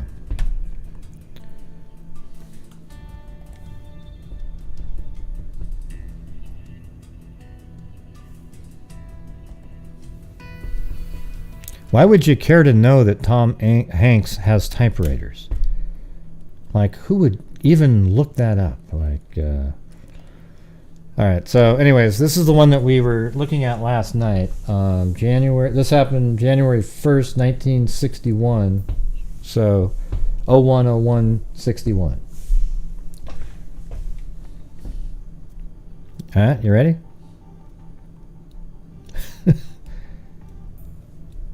Oh, jeez. All right, girl beaten, badly choked. A 13-year-old girl strangled and viciously beaten was found Monday on a garage lot just a block from her home on the near south side of St. Louis. Yeah, this is Barbara-Jean. Thought I put these in here. Guess not. The partly clad body of Barbara-Jean Black was found beneath a tractor trailer. There was no medical evidence of rape. Barbara-Jean and two girlfriends, both 13, attended a double feature of Murder, Inc. and Sinking of the Bismarck Sunday night at the theater several blocks away. Barbara-Jean told her friends she wanted to stay and see a little more. God, man, it's weird how that happens like that. They left without her. Her distraught mother, Mrs. Naomi Black, 36, said she first looked for her daughter at the theater and in the neighborhood. She then reported her missing. Police said the girl may have been strangled with her own belt, which was found 100 feet away in an alley with her notebook, lipstick, and bobby socks. Jeez. 3 persons were brought to headquarters for questioning. One, age 15, was held for further questioning. Police said 2 buttons found at the scene were similar to those on a jacket the boy owned, from which several buttons were missing. Miss Naomi Black is led away from... This is her mother right here. Yeah, what a nightmare. Led away from the St. Louis City morgue after identifying the body of her daughter, Barbara, 13, slain near her home Sunday night. At left, Detective Erwia Kleineck. At right, Detective Captain William Brown. Behind them is Assistant Chief of Police James Chapman. Miss Black had reported her daughter missing when she failed to return home from a trip to a movie with girlfriends Sunday night. Man, what a nightmare. Yeah.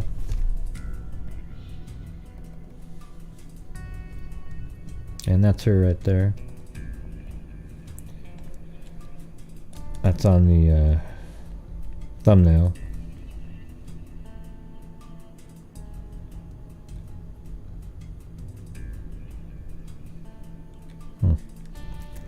Intense search for killer of strangled girl.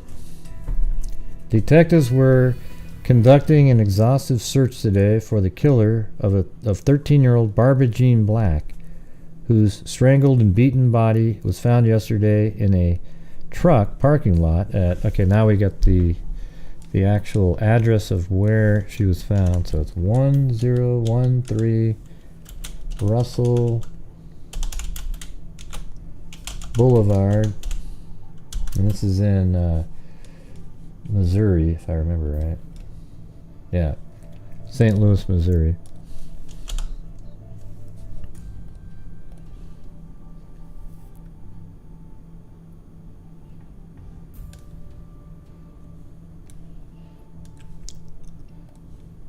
I guess right here.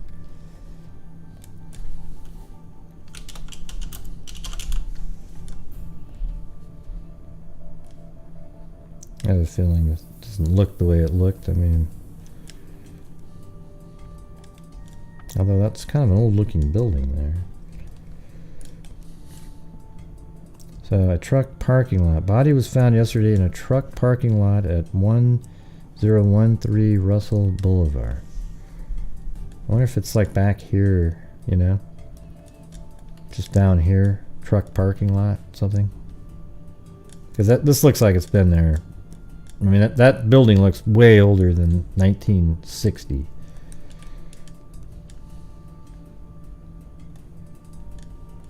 Kind of makes sense. Although that's right here. I don't know. Could be back here, or maybe this was added on and you used to be able to go to right there.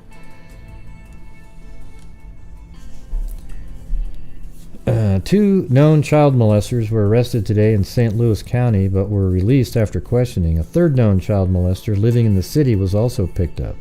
Captain Thomas Moran and Lieutenant Frank O'Neill, who are in charge of 17-man homicide division, said 11 detectives have been assigned to the investigation. 8 3rd District men also were working on the case. They were practically without clues, but 2 buttons found near the scene may have been torn from the killer's coat. They apparently came from a short outer jacket. Police also found the victim's wallet in an alley near the lot in which her body was found. A heavy rock had been placed over the wallet. That's weird. Apparently in an attempt to conceal it. But why not just take it? Homicide squad officers said, that's really weird. You know? Why not just take the wallet and throw it somewhere? Instead you put a rock on top of it to... is that something I mean, that sounds like an idiot would do something like that. Hey, let's put a rock on top of a wallet. Just right there in the middle of an alley.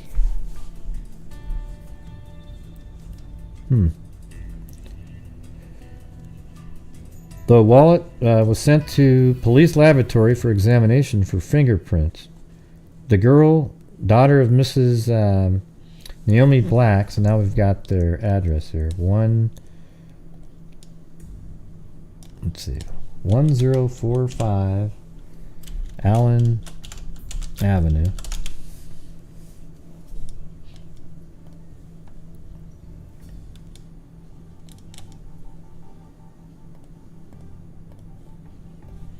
So that's really close to her house.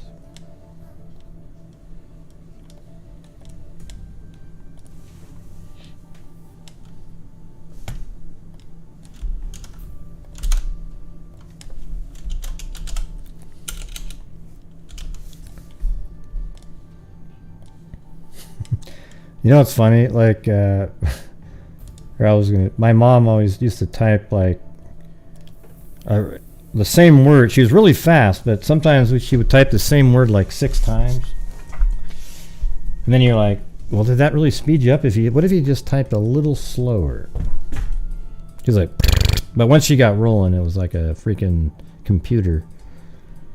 She was like 110 words a minute. I got up to 60 one time. 110, I can't even really picture it.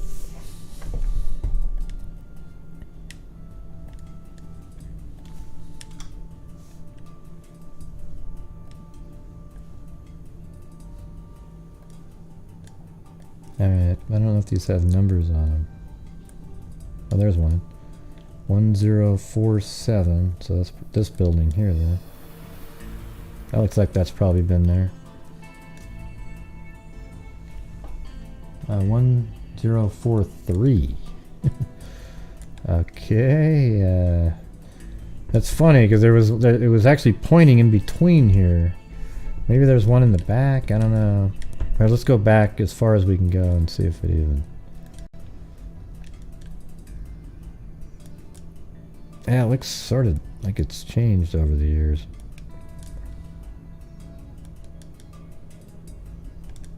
Yeah, it almost seems like there's another building there at one point. No, that looks the same. I don't know. I don't know what the deal is there. Pretty crazy.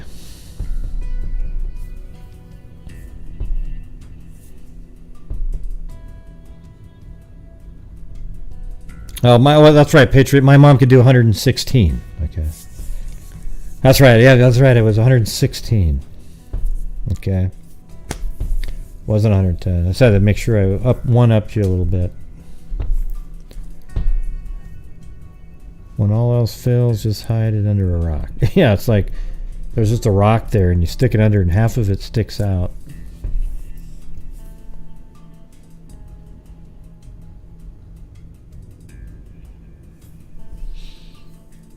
Now, I remember I got taught typing, you know, in college, but then you learn how to keyboard later on. I was kidding. She did 110, but I noticed how close yours was, but a little more, you know, like... Yeah.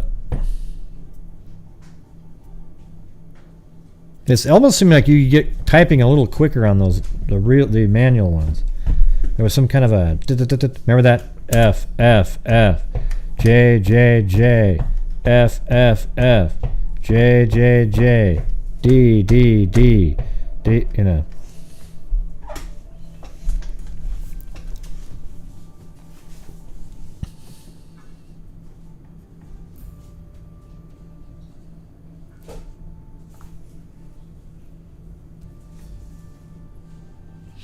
Oh, I don't care what he try. Look, Greeno can talk about his civil this and civil that. It's just all bullshit. You know, the thing is people always believe it. There isn't any civil anything, because every single thing that we've ever said about the whack job is true. He's a criminal. The stuff that's out there is real. It's like when you cover these criminal cases, they can't talk about it. They can't get. You're not in trouble because they are public figures now. It's not hidden from anybody. It's true stuff. All right. Yeah, he can say whatever the hell he wants. Yeah.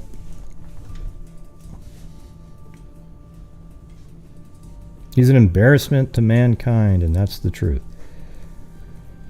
Yeah. All right. Let's see. So we're back to this one. Yeah, so there's a rock, and then, let's see. The girl's daughter, the daughter of Mrs.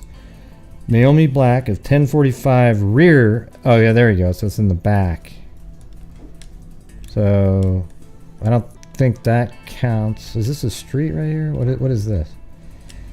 Or is that an alley? Oh, that's an alley. So here we go. Oh, that was 1047. Is it this one?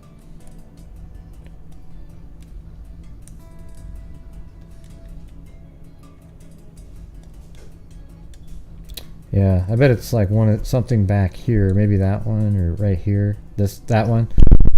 I have a feeling it's this one right there. Because if you go up in the air, it's actually on that building, but I think it's the back side of it. Does that make sense?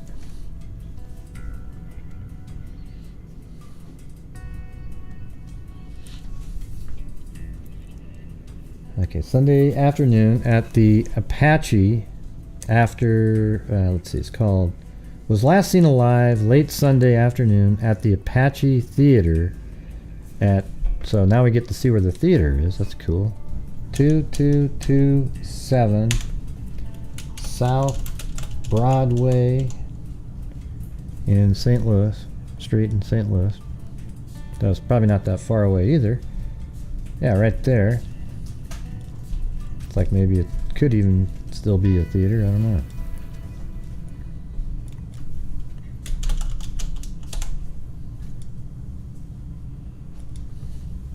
That's called the Apache Theater.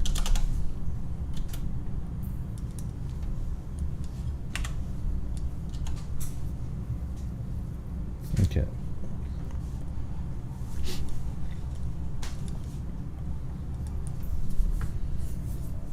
The theater, 2227 South Broadway, which she attended with two other 13-year-old girls. The others left after the double feature, but Barbara Jean said she wanted to see a little bit more of the show. Man. Mrs. Black, who is divorced from the girl's father, Richard H. Black of 3961 Geraldine Avenue. Well, I gotta put that in there. 3961 Geraldine Avenue. That's where the father lives. Wow, is that even... sure what that even is. Probably used to have houses there. Yeah. 3961 Geraldine.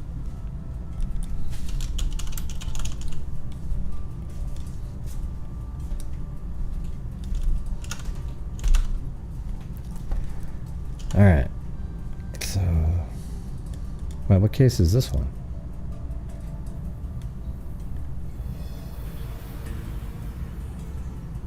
That's 1983. Let's see. St. Louis Headless Doe. Wow, that's where the one with the psychic gave away the shirt. You guys remember that one?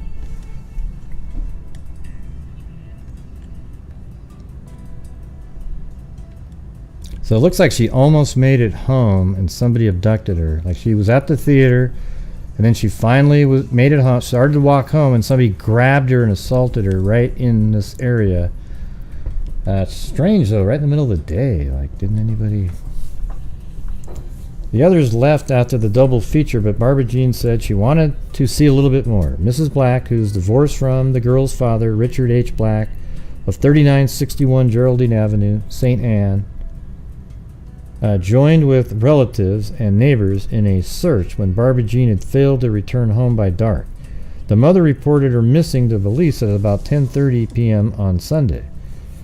So that probably the same day. The body was found about 8:30 a.m. yesterday, which is so this is Tuesday, so it was found 8 a.m. on Monday. Wow. The body was found at about 8:30 a.m. yesterday by Theodore Spinner of 1003 Russell, owner of the parking lot. He noticed it when he was carrying ashes to the alley. Barbara Jean was lying on her back underneath the van of a large tractor trailer on the lot, which is about a block from her home. Her body was partly covered with her green car coat. The girl's white sweater and a sequin decorated black shirt had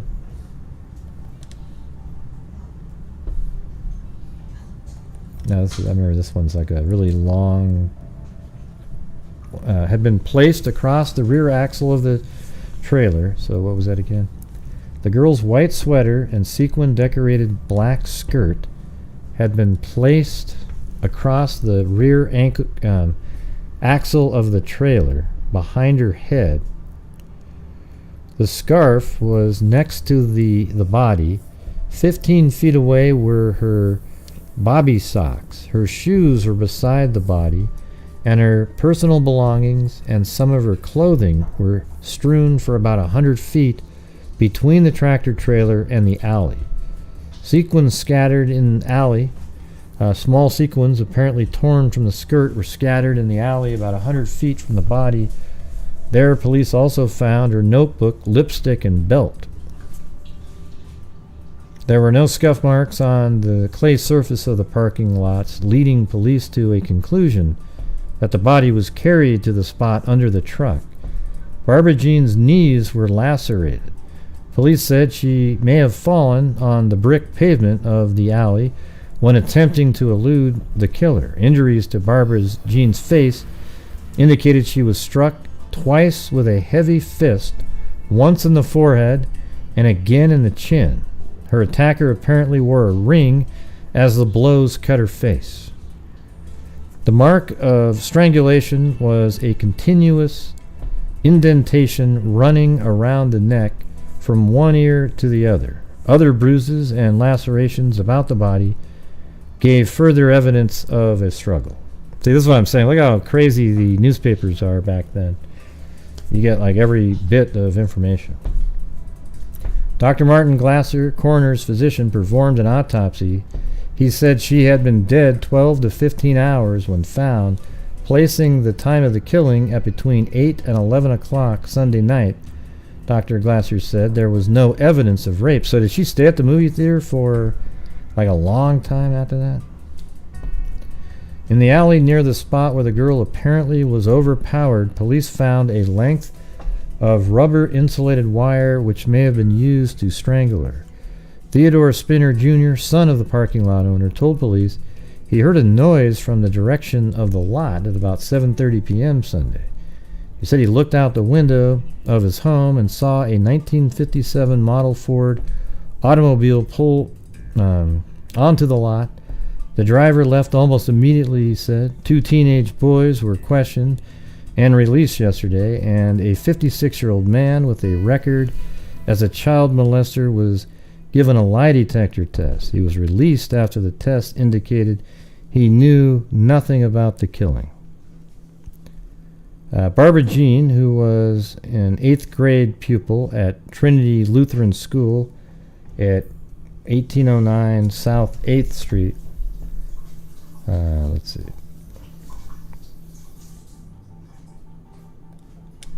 (1809 South 8th Street).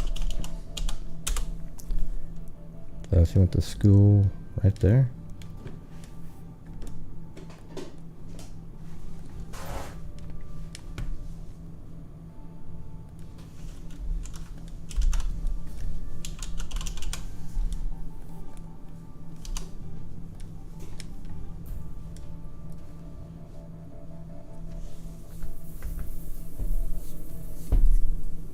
Alright. Barbara Jean, who was an 8th grade pupil at Trinity Lutheran School, 1809 South 8th Street, left home shortly after noon Sunday. So on Sunday, 12:15, her 2 companions left her in the theater at about 5 o'clock. So she just wanted to keep watching movies, I guess. When it became dark, Mrs. Black and her 15-year-old son, John, began searching the area between the home and the theater. Police joined the search, which continued all night after being notified that Barbara Jean was missing. The parents of the girl have been divorced for 8 years. The father, a storekeeper employed at the McDonnell Aircraft Corporation, is also a sergeant on the Mary Ridge Village Police Department. He has remarried. Funeral services for Barbara Jean will be Thursday at 10 a.m. at Trinity Lutheran Church. Yeah.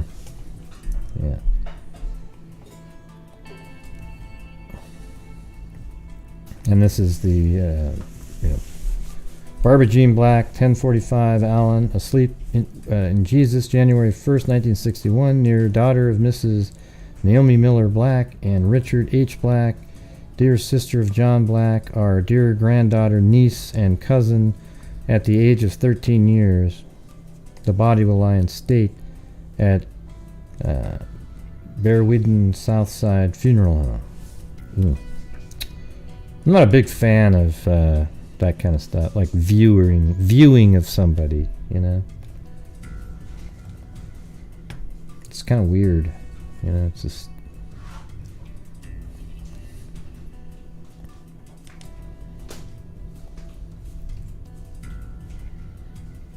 Two buttons from a navy pea jacket and a strand of insulated wire, which may or may not be clues, are the net result so far of 2 days of intensive police investigation in an effort to solve the brutal New Year's Day slaying of Barbara Jean Black.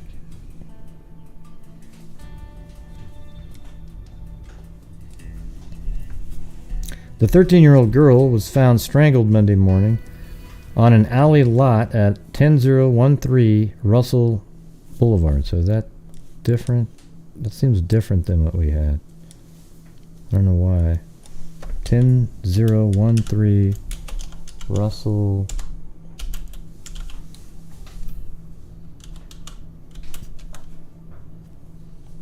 That's the same one.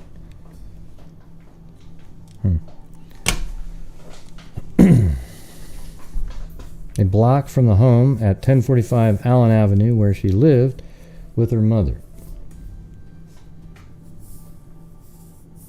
Mrs. Naomi Black, and a 15-year-old brother, John. Mrs. Black is divorced from Barb's father, Richard H. Black. Several suspects, including 2 known child molesters, were questioned. A further search Tuesday of the alley near the spot where the girl's lipstick, belt, and notebook were found Monday resulted in discovery of her plastic wallet but shed no light on the killer's identity. The wallet contained several snapshots of Barbara and girlfriend of her own age, plus 65 cents in change. Police said it had been overlooked earlier because it was under a stone, perhaps having been pushed or kicked there while the girl was struggling with their assailant. That makes more sense than he put a rock on top of it.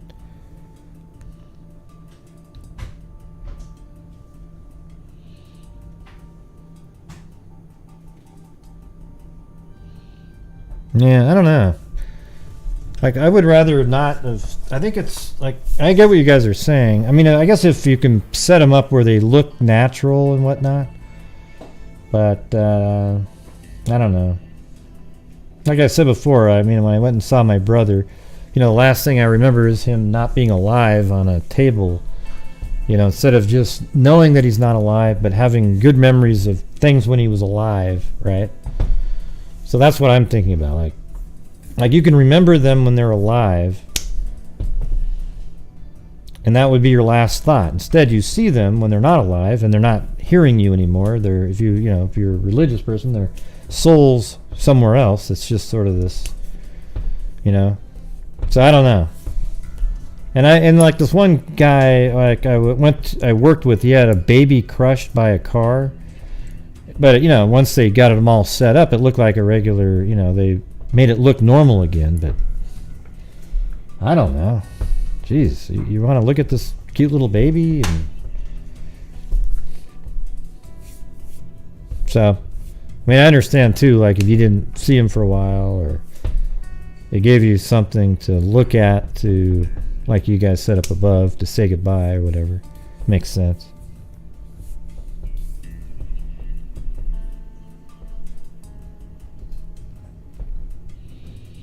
Here's what we do know, though, is every single person that's ever lived is going to die at some point. It's kind of a weird thought when you sit back and go, you know what's weird, though, you guys?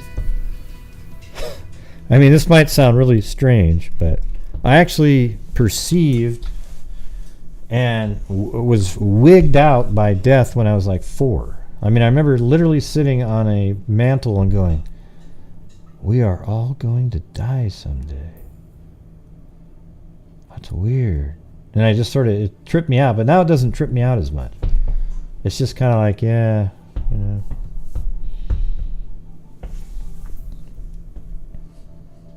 Yeah. Yeah, I don't think it should be a rule or anything.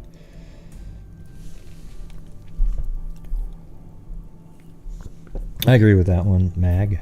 I mean, people can do whatever they want. I mean, maybe, hell, I might even want to see somebody one last time. I don't know. It just feels weird sometimes. I've seen, the times I have seen it, it felt strange. But I guess there's been other times where I've seen it and didn't think it was that weird.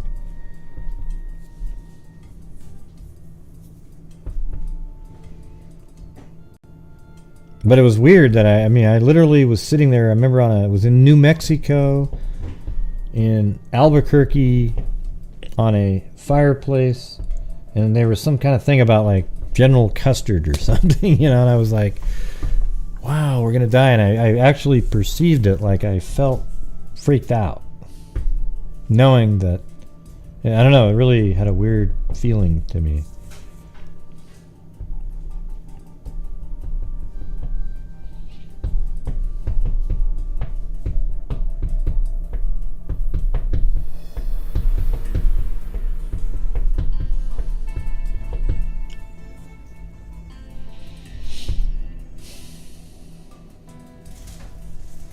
Yeah. Okay. You all right, Paulette?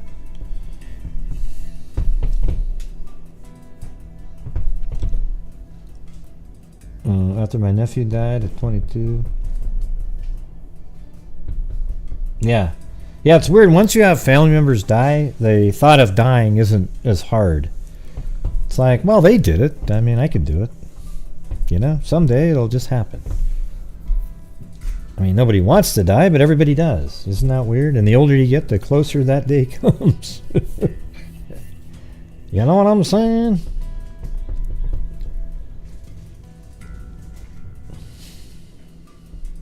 Just fine, Gray, Paulette said.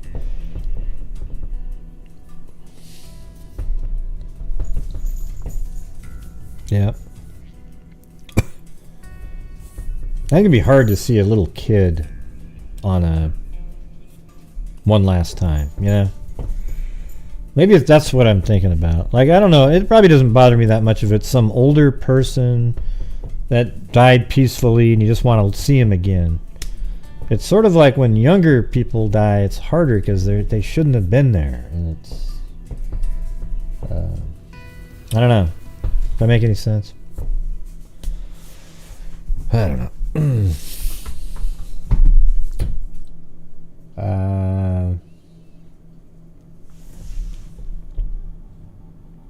Okay, so it says right here, she was at the movie theater all day Tuesday in an effort to find anyone who might have seen her after she left the theater Sunday evening. Barbara was last seen there by two 13-year-old girlfriends with whom she had watched a double feature holiday show. I bet you the killer was in that theater stalking, and she just happened to come back in there and was alone and waited and waited and waited and waited for her to leave and then followed her and then attacked her.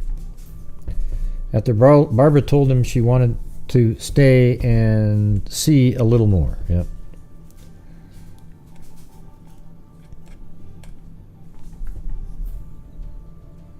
She was found at 8:32 a.m. Monday by Theodore Spinner. It seems like I already read this one. I don't know why. It just looks really familiar.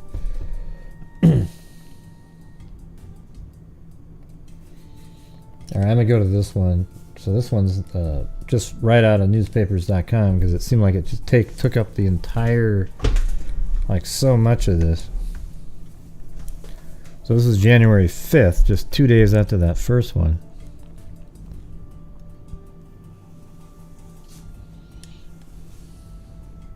Hey, you know, I'll add one in there tomorrow.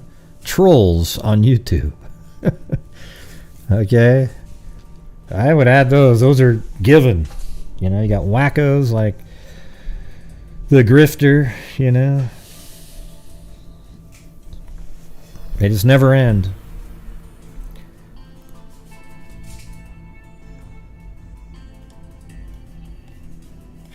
Handkerchief may be a clue in murder of Barbara Jean Black. A man's handkerchief. Let's see, what are we at? Right now, you guys, we're not even at we're at 80% of the nightly goal, so we won't even be able to do a mug at this point.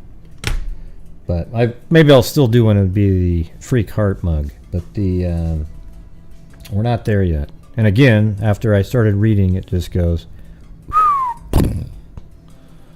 All right, a man's handkerchief bearing the initial R may be a clue to the identity of the slayer of 13-year-old Barbara Jean Black, police disclosed Wednesday.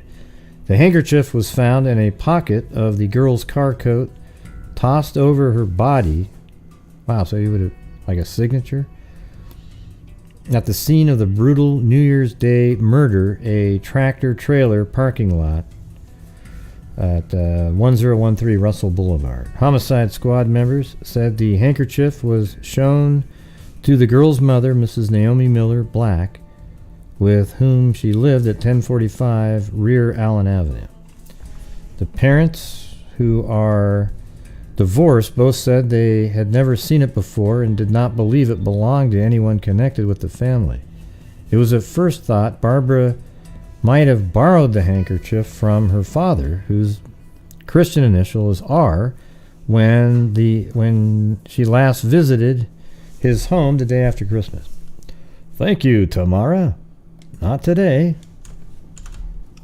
but tomorrow. Chewbacca? Oh, I'll be Chewbacca if you want me to.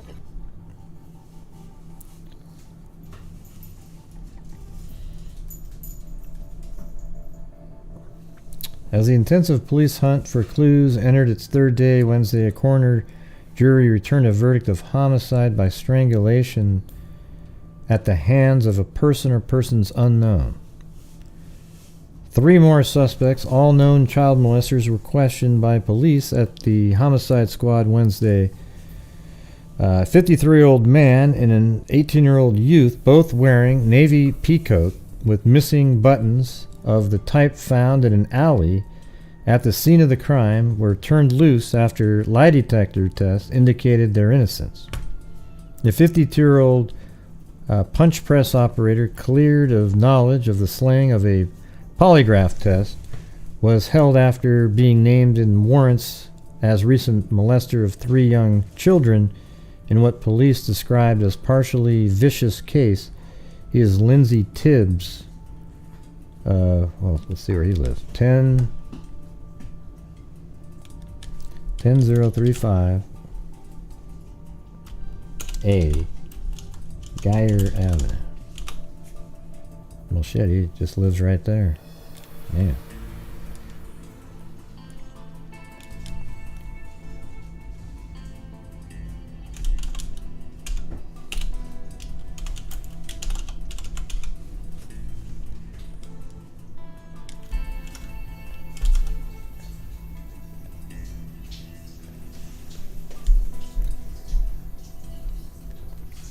Huh.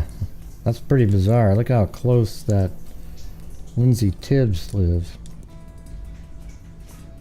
Okay, a 52-year-old punch press operator cleared of knowledge of the slaying in a polygraph test was held after being named in warrants as the recent molester of 3 young children in what police described as a particularly vicious case. He is Lindsay Tibbs. Wow, he just lives right there. Witnesses at the inquest included Barbara's parents, police investigating the murder, and Theodore Spinner, 72, owner of the parking lot, who discovered the body at 8:32 a.m. Monday. The girl's partly clad and savagely beaten was found lying under a large trailer van near the alley in which several of her personal belongings were found. A coroner's physician who performed an autopsy placed the time of death between 8 and 11 p.m. And I would say it's probably the earlier one. And said there was no medical evidence of rape. Police theorized the attacker might have been frightened away by an automobile pulling onto the lot. Theodore Spinner, Jr., son of the lot owner, said his attention was attracted at about 7:30 p.m. the day of the murder by a noise that sounded like a car door being slammed. He said he glanced from a window of the room where he was at work in the garage at 1003 Russell, adjoining the parking lot. Well, let's see where that is, because that might be...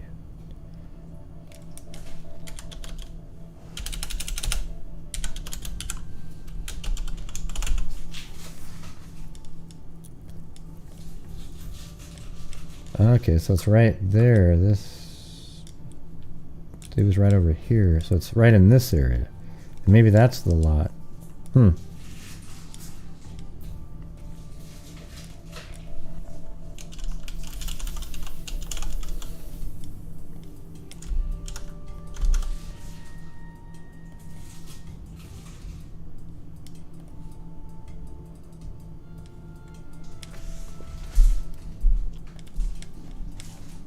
No, that's kind of what we were looking at, remember? That was what looked like where a truck might be able to be, right in there. Okay, so that makes sense.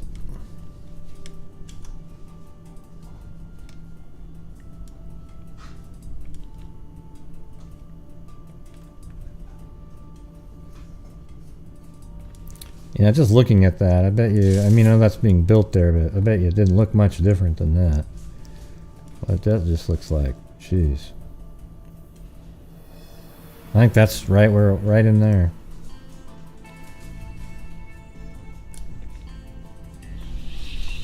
The lot where Barbara's body was found in a block south of her home, police speculated she may have been taking a shortcut through the alley on her way home from a neighborhood movie. Let's see, does that make sense? Yeah, definitely. So there's the movie theater right here. So yeah, I mean, she could have walked like this and went like this, but why not just go like that? I don't know. I mean, it's not really a shortcut. It doesn't cut any time off whatsoever, like zero.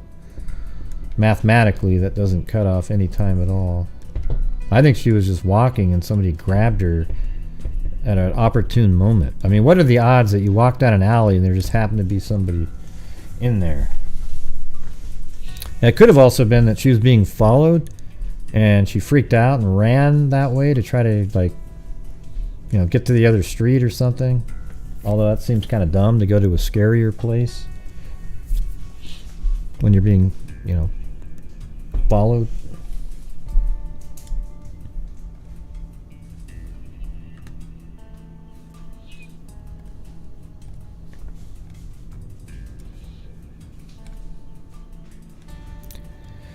Testifying at Wednesday's inquest, Mrs. Black repeated her account of an all-night search by relatives. That was the last time so far as police have been able to determine that anyone saw Barbara alive. That was at the theater.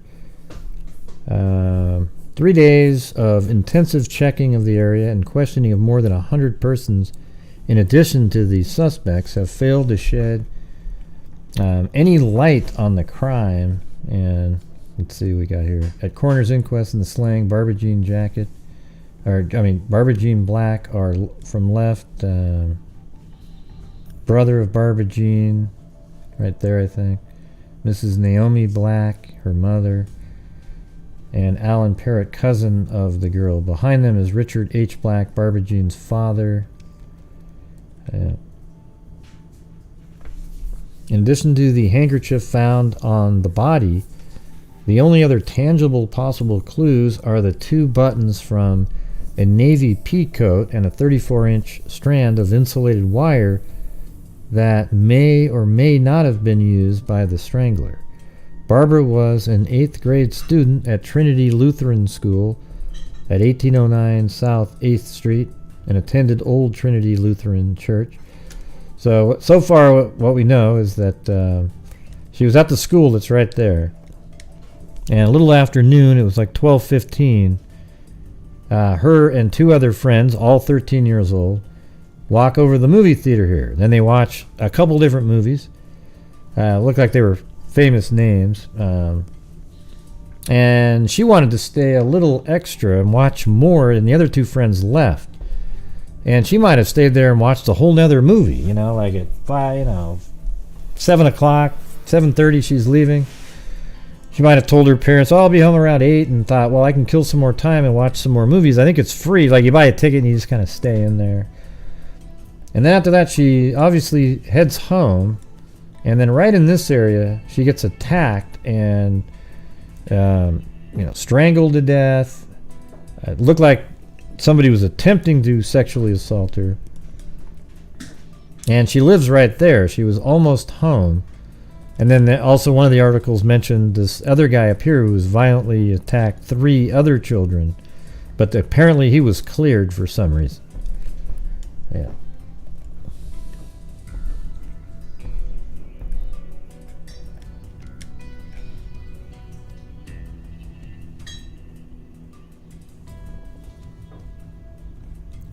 Well, I think that's all that's on that page there. I thought it was a bigger page than that, but not too bad. And we got simple funeral rites. Several hundred of the dead girls, neighbors, friends, and classmates from nearby Trinity Lutheran School, where Barbara was an 8th grade pupil, filed past the flower bank open casket in front of the altar before the start of the service. Among the mourners were elderly women, their heads covered with scarves, solemn-faced children, and youths in leather jackets. Some were dried-eyed, others dabbed with handkerchief from time to time, and some paused to pray.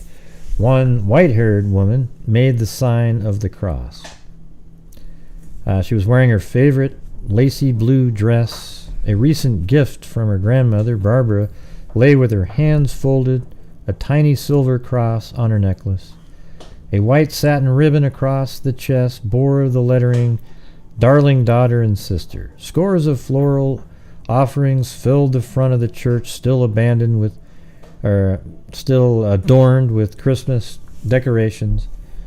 There was an elaborate manger scene to the right of the altar, the wording is really small. You can probably see that on the screen there.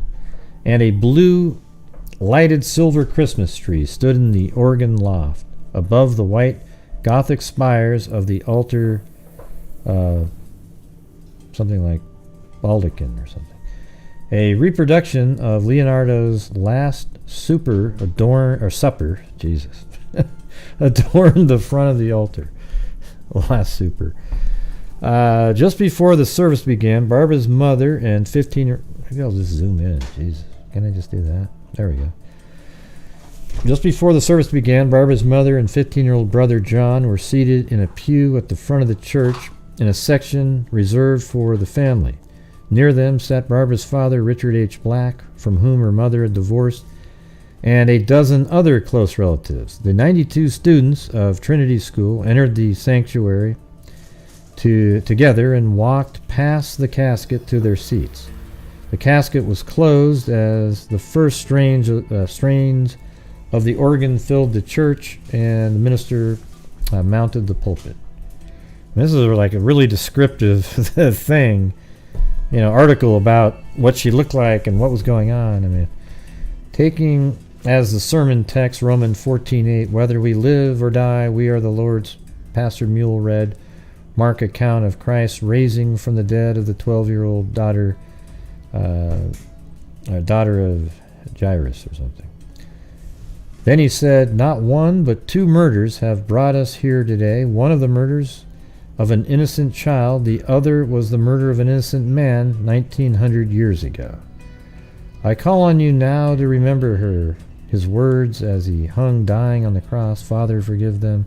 So he goes through this whole religious thing, but sounds like they set the scene up nicely for the family, I guess. So that was January 6th, and then January 13th, no further leads. The murder of 13-year-old girl and young mother last week. And now I do have the other young mother story saved that they're mentioning here. I mean, it's pretty weird. There's another case that pops up, and I think it's this case that has it. There were no new leads to further solution of either of the crimes, police said. In the New Year's Day strangulation of Barbara Jean Black, 13 police continued to look for the owner. 13 police continued to look for the owner of a navy pea jacket to match two buttons found at the scene. Barbara Jean's body was found about a block from her home the morning after she had gone to a show, the police Apache Theater at 2227 South Broadway, 9 blocks away. She had been strangled and beaten, but there was no evidence of rape.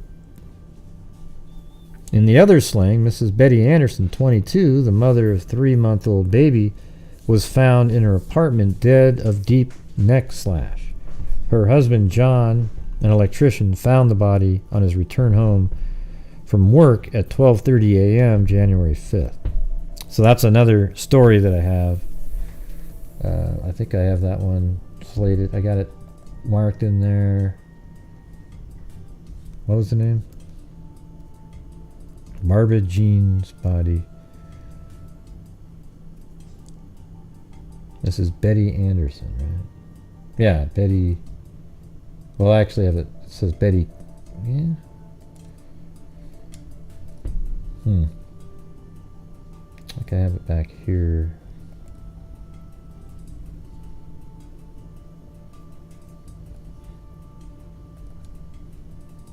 I don't know. I can't find it. I had a folder all set up for it, but I think I put it in the wrong place.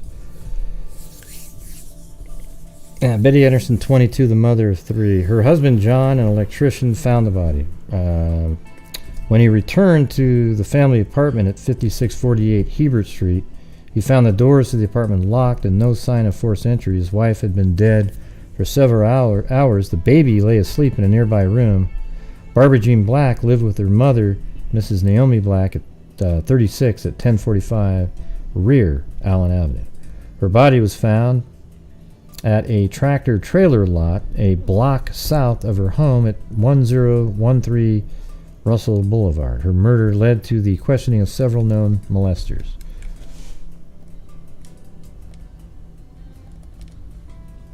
And then there was, I think this is just a random article. Police said the most sought after St. Louis criminal is not on the list. He's the person who strangled Barbara Jean Black January 2nd, 1961 in a truck parking lot at 1013 Russell Boulevard. So out of all the people they listed, this is the one that they want to catch the most.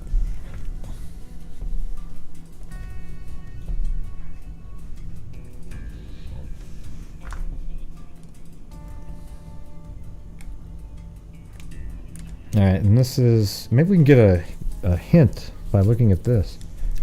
The parking lot next to the Spinner's Garage at 1003.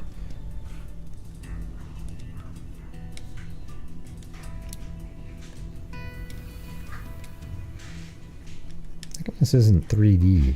It should be, the city should be 3D. Do I not have that? Oh, I don't have it turned on. There it is. Boom. Man, no wonder.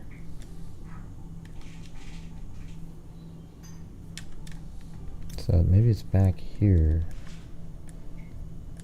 So this is new though, so it's not going to look the same. And it's too dark. I was kind of thinking that this building here, just on the shape of those windows, might be this one right there.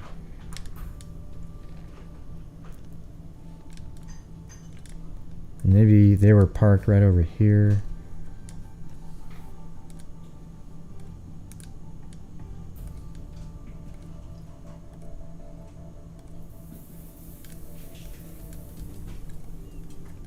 Look at that. That whole building was not even there in 2002. So it was already taken down for being built. So who knows? Man, that's a hard one.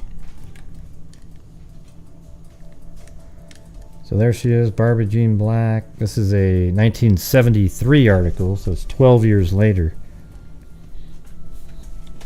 The unsolved murder of Barbara Jean. So here we go.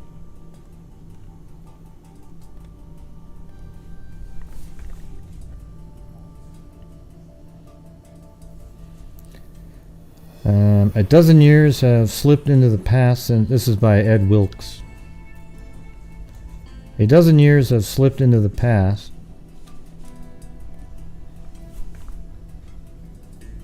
Since Barbara Jean Black spent her pennies and nickels for candy and gum in Gauchi's Confectionery at Allen Avenue and South 11th Street. I wonder what that is. A building on the corner remains next door to Barbara Jean's home at 1045 near Allen, but the confectionery stands empty now, as does much of the neighborhood of once neat row houses on the near south side. The confectionery at 9th and Emmett Street, too, is closed and forgotten, and winter winds whip through the boarded up confectionery that used to be the business at 9th and Geyer Avenue. Barbara Jean knew them both, stopping at one or the other as she walked between her home and the Trinity Lutheran School on 8th, just south of Sollard Street. The school stands in brown brick next to the Trinity Lutheran Church on the corner. The church and the school, built in 1896, are two of the few constants in an area of brick sidewalks and what were known as half-flounder houses in the old German community a few blocks north of the Anheuser-Busch Brewery. Gone now is the small shop at Ann and 9th Street where Barbara Jean sometimes would stop for a bottle of soda on her way from home from the Apache Theater on Sunday evenings. Gone now is the Apache, which stood at 2227 South Broadway. Gone too, for that matter, is... Man, this is weird. This is only 12 years later. I mean, I can see it now, of course, yeah, but this article's 1973. Make it sound like it was 80 years ago.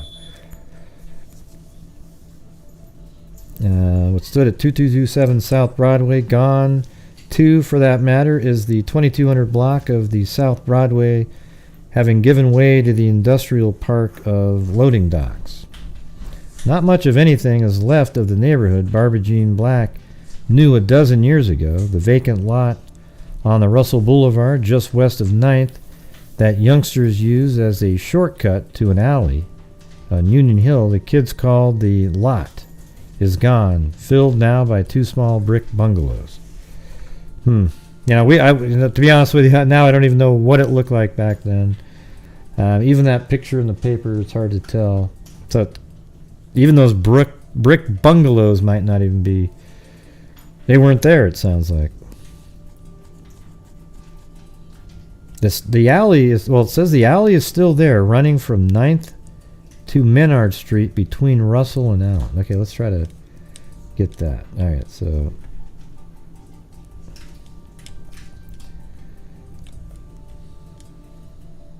Russell and Allen. Okay. Russell and Allen.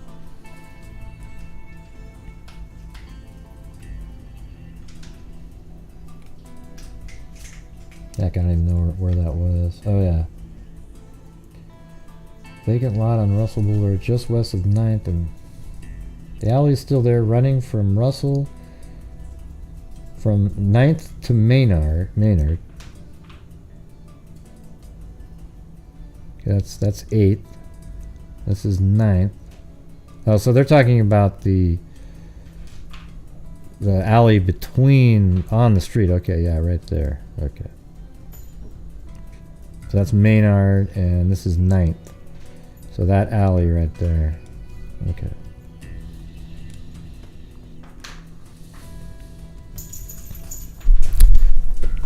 All right.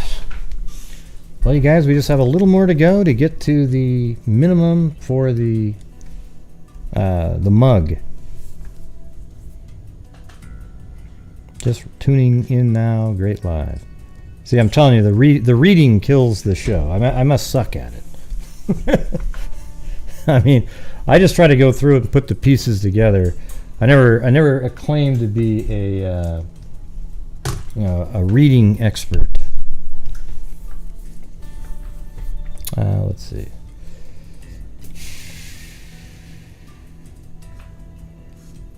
Right. Okay. It was in that alley that Barbara Jean's Black 13-year-old, Bartley Black, 13-year-old, was trapped and beaten and strangled on her way home. See, that makes sense that alley would be a shortcut. So that alley, if she was here, she could have went up and, it's not really a shortcut though. It's the same distance because it's all straight lines and angles. So it would have been from here up, like that, ding, ding, and then you're home. So apparently when she's walking down that alley, that makes it more likely that there was some psycho that was kind of just there.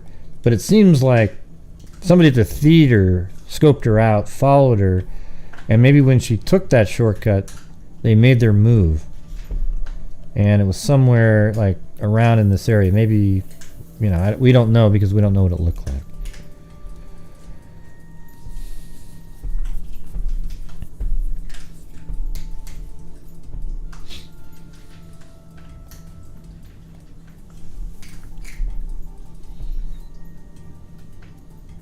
It was under a trailer parked on the spinner lot that her partly clad body was found the next morning. A dozen years later, the Barbara Jean Black case remains open, an unsolved murder in the files of the St. Louis Police Department Homicide Division. There is no statute of limitations for murder, no specified period of time after which prosecution no longer is permitted by law. The Barbara Jean Black file is 6 inches thick, 5 volumes of single-space investigation reports, of lab reports, of arrest registers, of photographs, of interviews, and polygraph tests. The file began routinely. Patrolman Lawrence Miller, assigned to the 3rd District, was cruising in car Edward 3 at 8:32 on the morning of January 2nd, 1961, when he received a radio call to investigate a supposed sudden death at 1003 Russell. The call was in response to what became police complaint number 638, which would become the first of more than 800 pages in the Barbara-Jean Black file.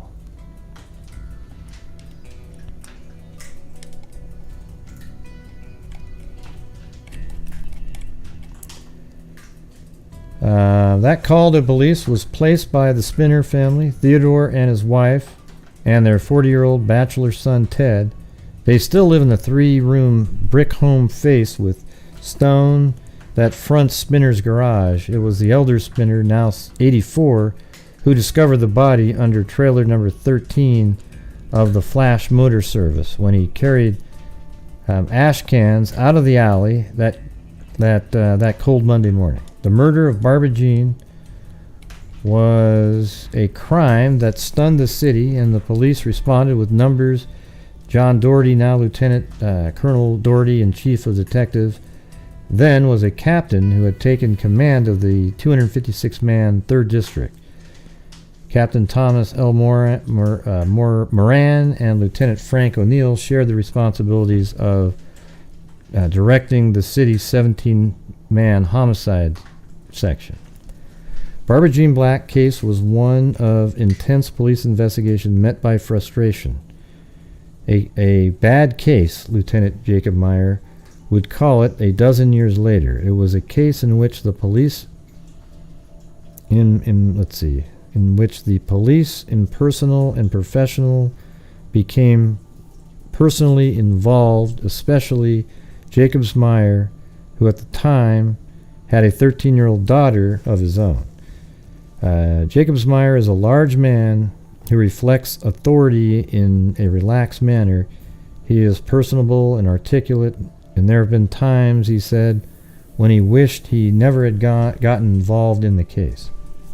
It was a bad case, he said, because of the age of the girl. A good deal of emotion was involved, and because when you find a body out in the open, that way you have to work backwards. Working backwards, retracing the steps that led Barbara Jean to a violent death, the police stripped a neighborhood of its respectability, and along the way the investigation followed paths that led to dead ends following tangents that led nowhere.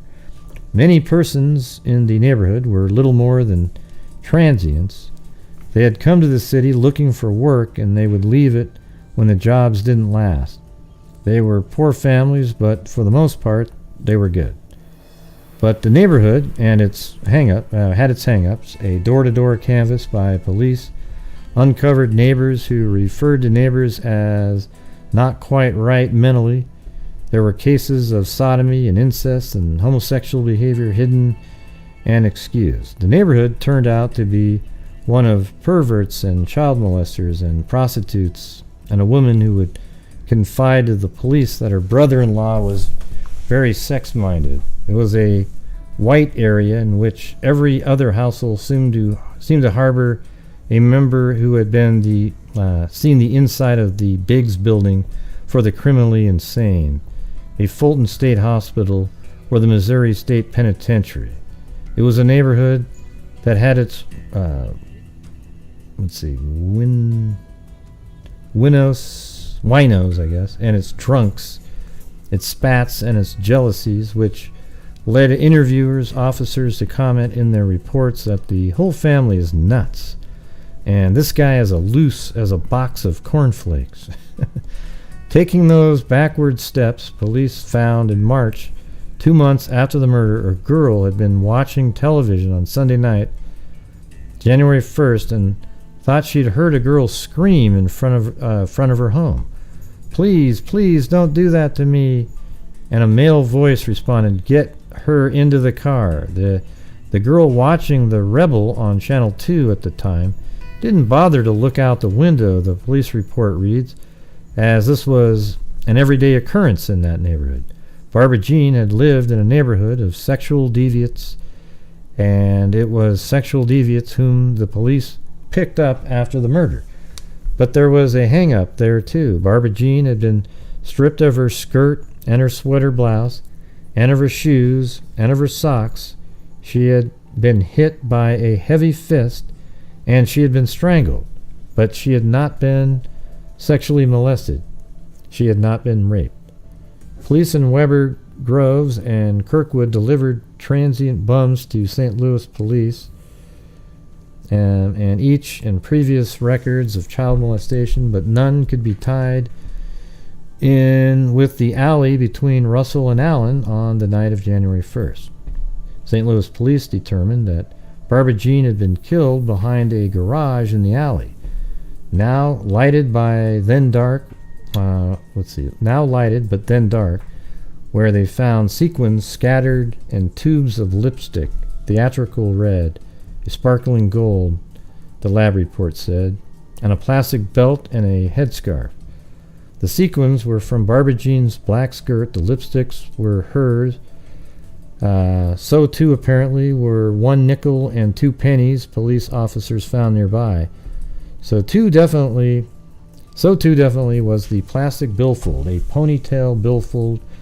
It was police found Tuesday morning, the next morning under a heavy rock in an alley.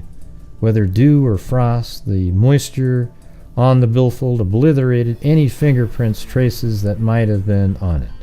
Barbara Jean's body was found about 100 feet west of the apparent murder scene, which was just off Union Hill, as the kids called it. The body, lying on its back, was clad in a slip and can petticoat.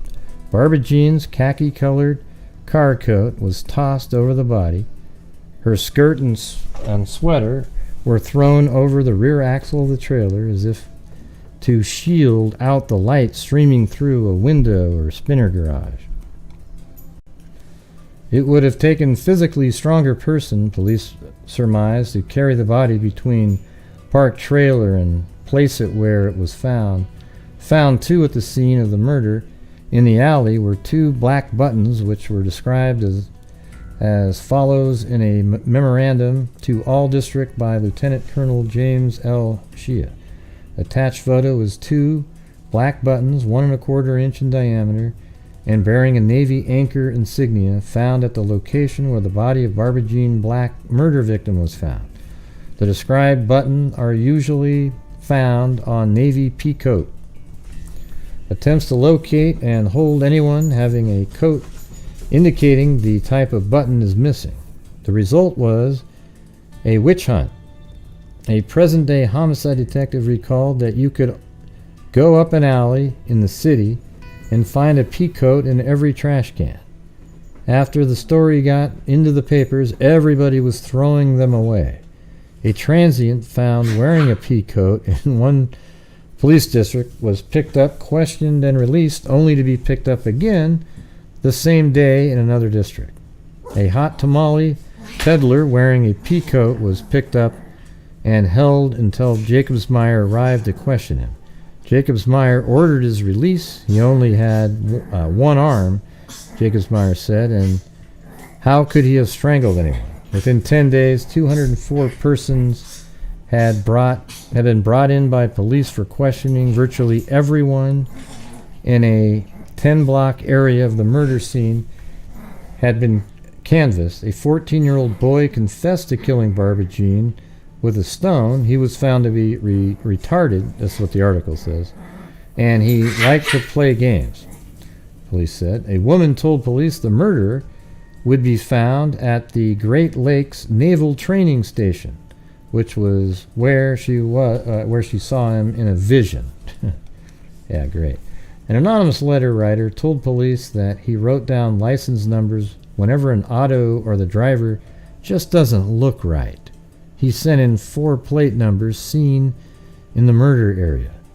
2 sisters reported they had seen a dirty black Ford with red wheels drive out of the alley between Russell and Allen the night of the murder, giving police another tangent to follow. 6 weeks after the murder, police had examined 28 dirty black Fords with red wheels. In that time, the crime lab also had processed 30 pea coats. All tests for clues were negative. As late as May of 1966, a pea coat was examined by police. It had been found in the rear of 1016 Allen. 5 months after the murder, Barbara Jean's mother, Naomi Black, received a telephone call from an unidentified man who said he had witnessed the killing. He described an unidentified truck driver as the murderer. Police spent days checking the membership rolls at 2 Teamsters locals. Tips received by police led to inquiries in Long Beach, California, in Irvington, New Jersey, in Keokuk, Iowa, Baytown, Texas, and St. Paul, Minnesota.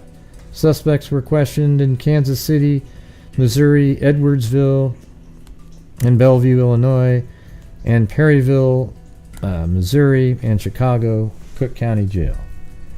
We took off on so many tangents. You sometimes wonder if it would have been better off just concentrating on a few, said Jacobs-Meyer. We never really could say the murderer wore a pea coat. Those buttons might have been in the alley a long time before the murder. Police returned time and time again to Apache Theater to question ushers and ticket sellers. They found out that Barbara Jean had bought a pecan roll and a bag of sunflower seeds at the candy counter, but no one could say for sure when Barbara Jean had left the place. She had gone to the Apache with 2 girlfriends to see 7 cartoons and a double feature, Sink the Bismarck and Murder, Inc. Her 2 friends left after seeing both films, but Barbara Jean stayed to see a little more, apparently to leave the theater at about 7 p.m. That's a quote. Okay, Mrs. Black had been divorced 8 years then. She worked at the Bemis Bag Company and somehow managed to keep her family, Barbara Jean and an older son, John, together in a 3-room flat in the 4-family brick house at 1045 Allen. Mrs. Black had been to a friend's house, the home of a woman with whom she worked in the late afternoon and evening of New Year's Day. It wasn't until she returned home about 7:30 p.m. that she became aware and apprehensive of Barbara Jean being late. Mrs. Black and her son walked the few blocks to the Apache Theater, described in police reports as an apparent hangout of sex deviants. Well, there you go. That's my theory, was that he was hanging out in the theater. And back home again. They walked east on Allen to Maynard, south on Maynard to Russell, east on Russell to 7th, south on 7th to Ann, east on Ann to Broadway, and south on Broadway to Apache. They retraced their steps on the way home, seeing no one except a man waiting for a bus at Russell and 9th. From the assistant manager of the Apache and from Barbara Jean's friends, the police obtained a description of a man who hung around the Apache and sometimes molested young girls there. He was described to police as, let's see, does it go this way?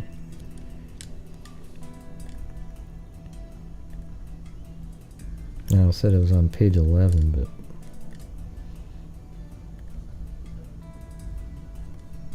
that's 6, so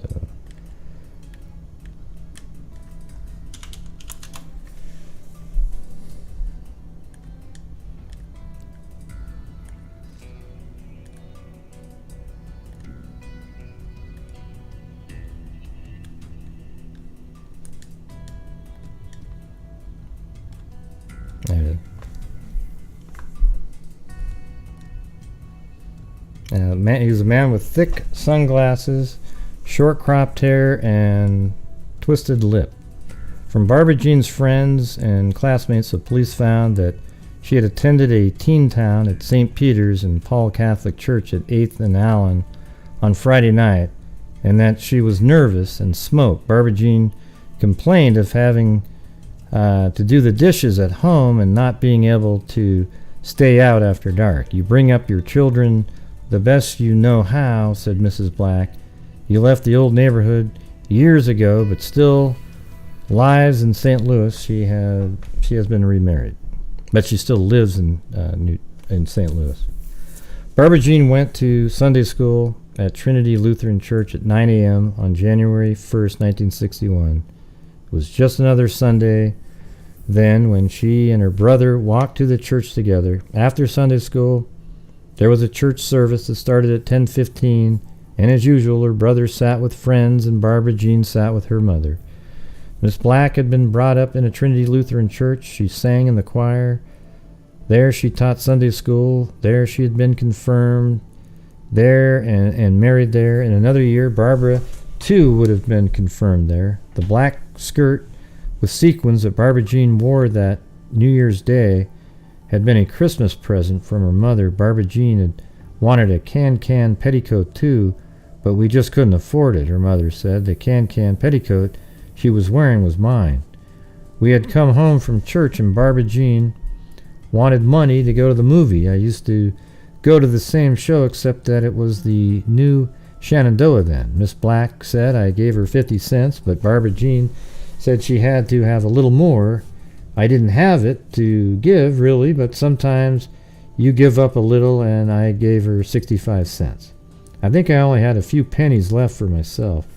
Barbara Jean went to the Apache, picking up a girlfriend and leaving her little dog, Jackie, behind. It was the last her mother saw her. The caretaker at St. Marcus Cemetery on Gravis Avenue said that a lady comes out to the graves 4 or 5 times a year putting flowers there. He never has intruded to ask who the lady might be. I guess he was talking about me, Miss Black said. I used to go out every day until I remarried, and then I never seemed to be able to find the time. Now I go out when I can, and I put flowers on the grave. Not real flowers, artificial. Real flowers die so fast. March 7th, Barbara Jean's birthday. I'll be out there then. Barbara Jean would have been 26 years old in 2 weeks. Instead, she has been gone a dozen years, and the 5-volume report in Lieutenant Jacobsmeyer's file still is marked open. I used to cut our stories from the newspaper about young girls who were murdered, Miss Black said. I guess I thought there might be a connection. But it's still God's world. He knows what goes on. What will be, what will be. God knows who did it, she said, and whoever did it will get his punishment. Maybe he has already. Well, there you go. Man, I don't know if I can afford to do these reading shows. It's crazy times. But what time is it? Well, we've been on there for 2 hours and 44 minutes. So what I'm going to have to do you guys want to I'll just put the names over for tomorrow to try to get to the, for that mug? Or do you guys want to just go for the Freak Heart mug tonight?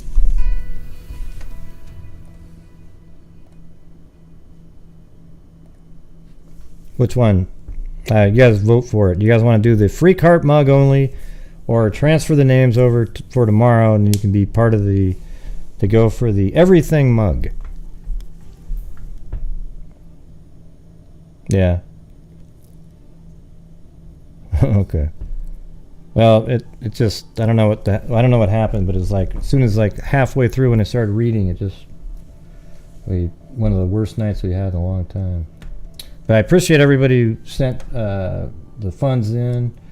But the problem is the mugs. When you ship them off for like 30, that mug itself is like $20. So that's like a $30. Like basically, if you send in $40 after YouTube took its part, and then the taxes, then you get down to that amount. So they're pretty expensive to take away from the charity amount that we put in. Yeah, you want to carry it over? Okay. All right, I'll just save the names. All right.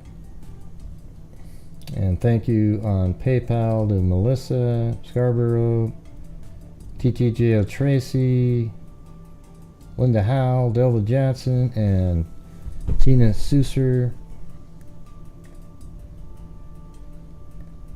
And then, I don't know. It does make me rethink doing the shows where I'm reading, I gotta tell you. And then we've got the, I like doing them the most because it's like these old cases, but it's so,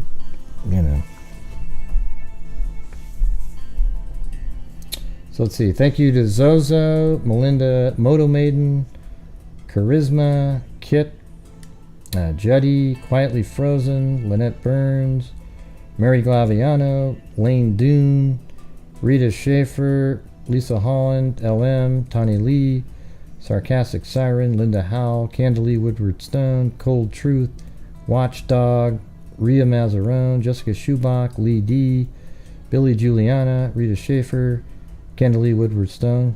She said, definitely no darn bail. Tamara, Carolina Girl, Lori Fisher, Carolina Girl, Amber Maiden, Janet Drums, It's a Crying Shame, and Tamara. So thank you.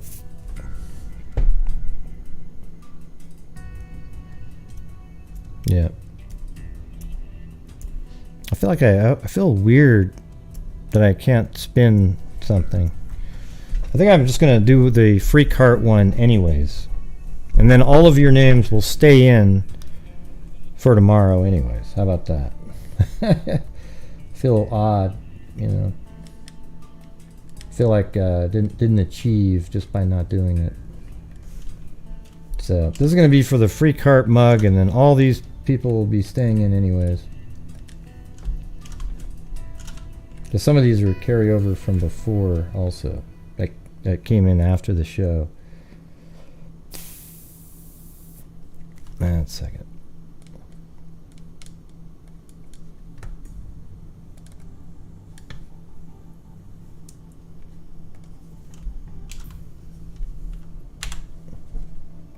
Yeah, it feels like a fail not giving out a mug, you know.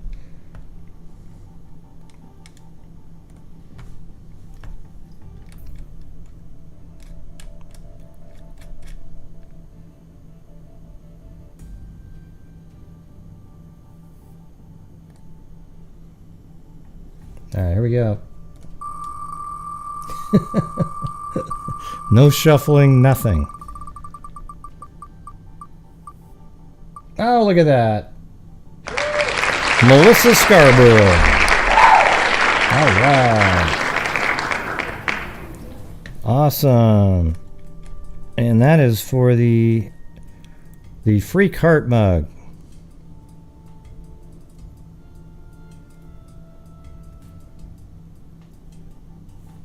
Yeah, it's just a lot of work, and it seems like the motivation level. I know what you're saying, Mag. I like doing them the most too. But man, if we want to keep doing what we're doing, if I kept doing those shows, I mean, look at how like the entire hour and a half in a row it was zero, even on PayPal or on here.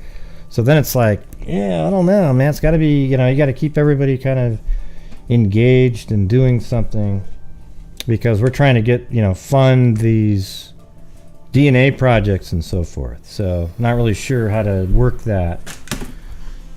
Like how do I make sure that, I guess, I don't know. It's up to you guys to realize that we're doing, I'm reading it, but it shouldn't change what's going on in the chat, but it does, I have to be like, woo, and do like a little, when I'm doing my funny stuff, and I mean, that's just natural when I'm doing it, but when I'm reading, it's hard to be funny, I'm just trying to read something.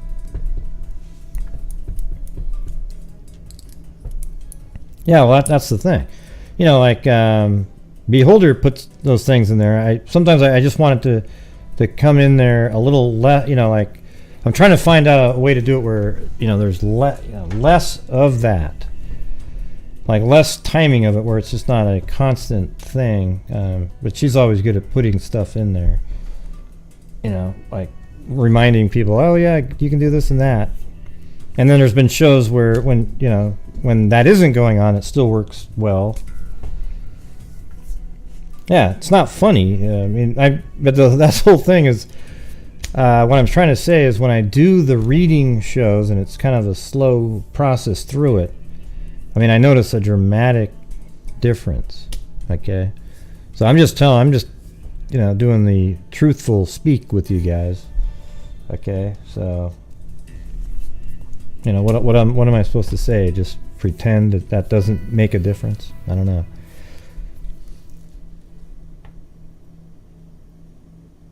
Yeah, I don't like being interrupted, and yeah, when I'm reading, I'm not reading the chat that much, but at the same time, yeah, I don't know. So that's where it's kind of up to you guys to make that, where I don't have to stop and, you know, somebody throws me in jail or something. Because I can't I'm not even mean when I'm reading, right? I'm just...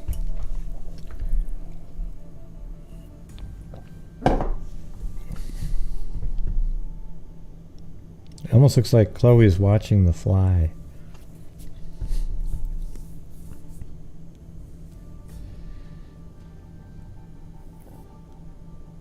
Right.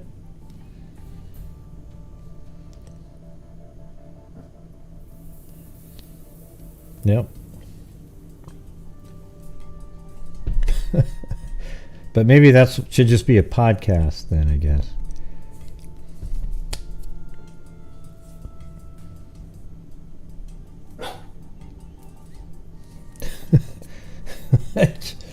I don't know.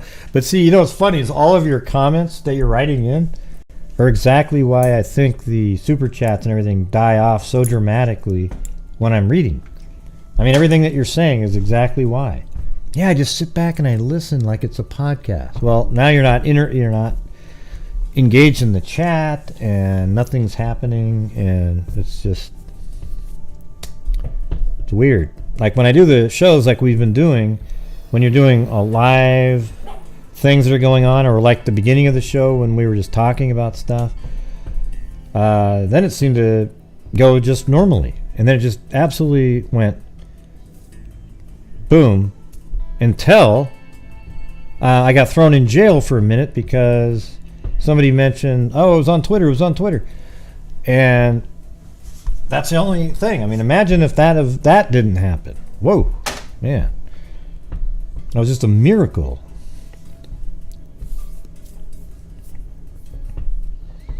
I don't know what that means, Charles. Yeah.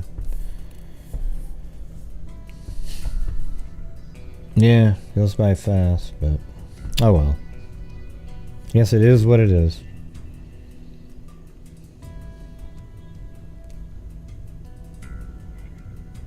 It's hard to get locked up for... Yeah, right. Yeah, exactly.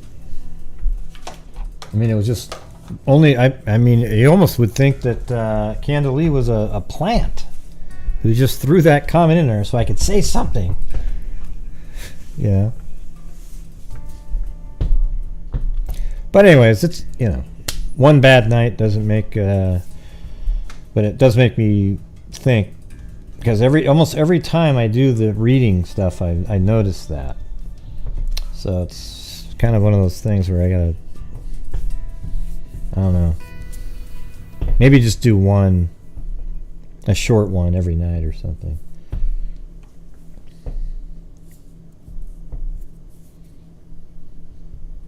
Yeah, there's games. Everybody can do games. It's just, I want to do serious shit, you know. I'm trying to, like, when I cover these, I like to look at it and figure out what's going on. I don't want to have to do the gimmicky games and shit like that. It just feels like...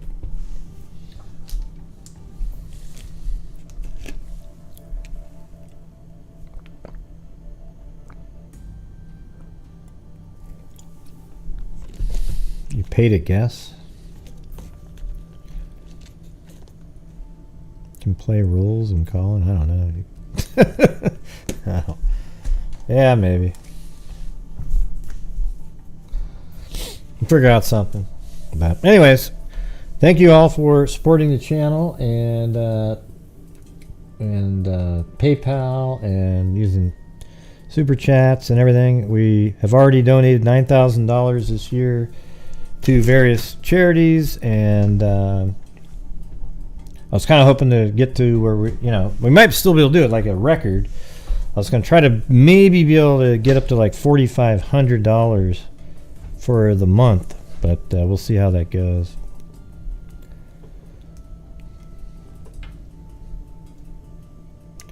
Draw twice a week. I don't know. I feel like people should be able to get every night. It should be pretty easy to get to a number where it's reasonable to give away mugs. I mean, last year, believe it or not, I gave away $2,000 worth of mugs. All right, I'm already like,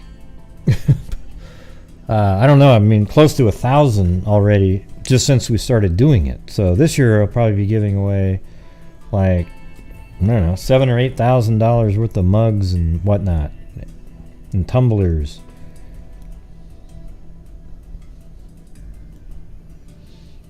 Yeah, but don't you think that people, like, it helps people want to contribute knowing that, hey, every night you can win something? I think if you got rid of that, people wouldn't want to do it. Like, they'd be less likely.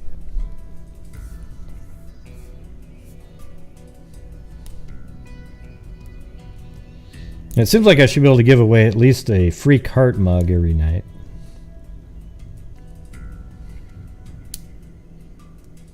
Yeah, so I'll just keep doing it. I probably need to come up with some different mugs. I mean, believe it or not, I have one that I just made. You guys probably haven't seen it, but where the hell is that one?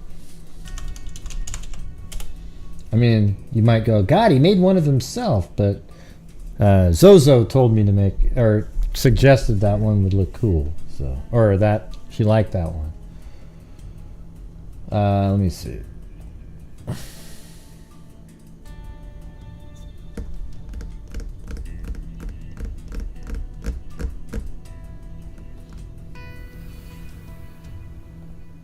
I think it's in here. I don't know where I put it, or let me go to the.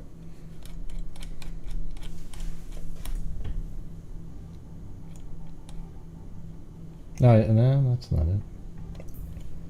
Yeah, this one right here. See? Look at that. Oh, you can't see it. But that one's kind of cool, right? Remember, that's the one that's on the thing, and it has the free cart on there, and there it is. Grant Hughes Investigates with the backwards hat that I wore that one time. Yeah. Give away ones that you can't.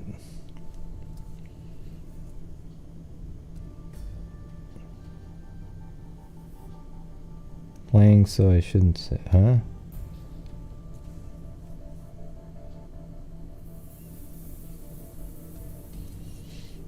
Yeah, so that would be one you could win. You get the free cart on the back, and you know, maybe I could put the lizard eye in the on the side. Okay. Anyways, that's in there in the store.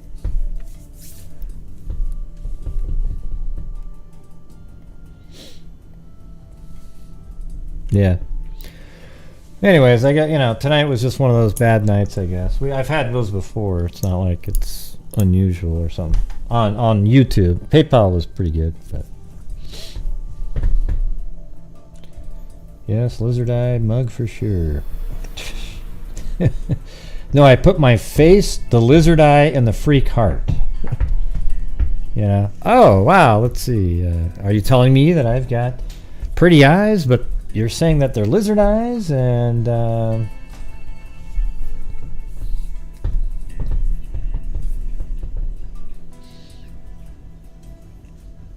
mean, you might go, well, that's so narcissistic. I wouldn't make a mug, but Zozo was saying, oh, wow, that might look pretty cool. Also, what's his name? True Crime Recliner.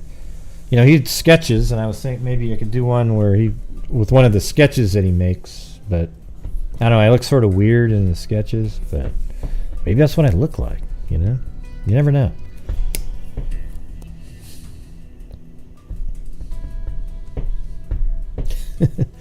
I mean, it was Zozo's the one that made me think of it, okay? It's her fault. Blame it on her.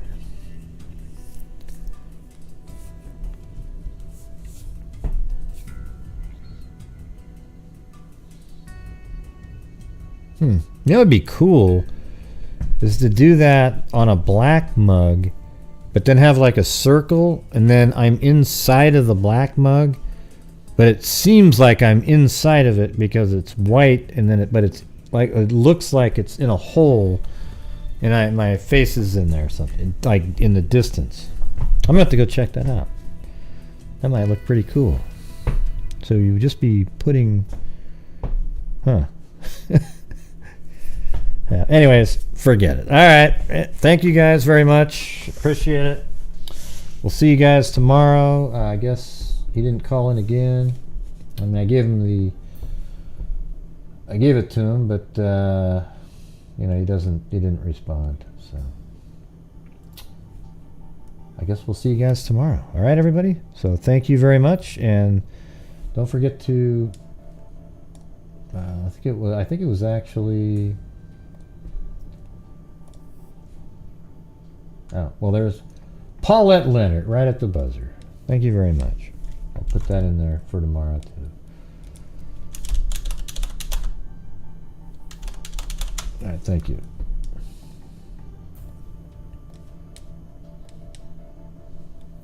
The winner wasn't it Melissa Scarborough? Wasn't that the winner? Can't remember now. Who won the mug?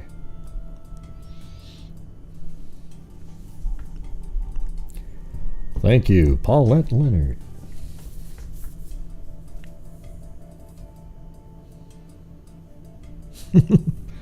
Good night.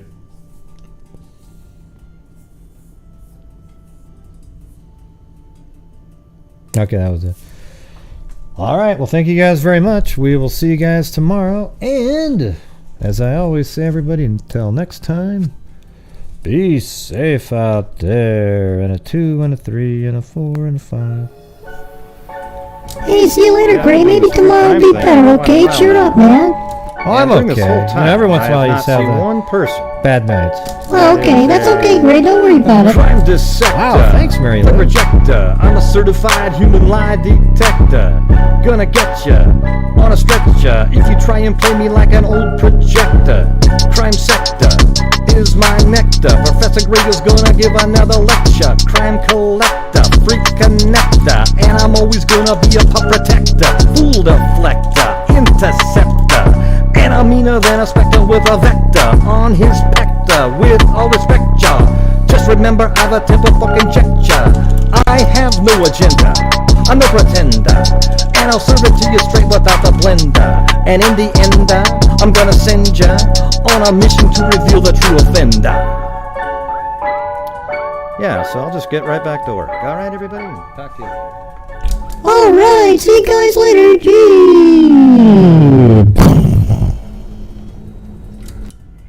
Wow, that was so dramatic there.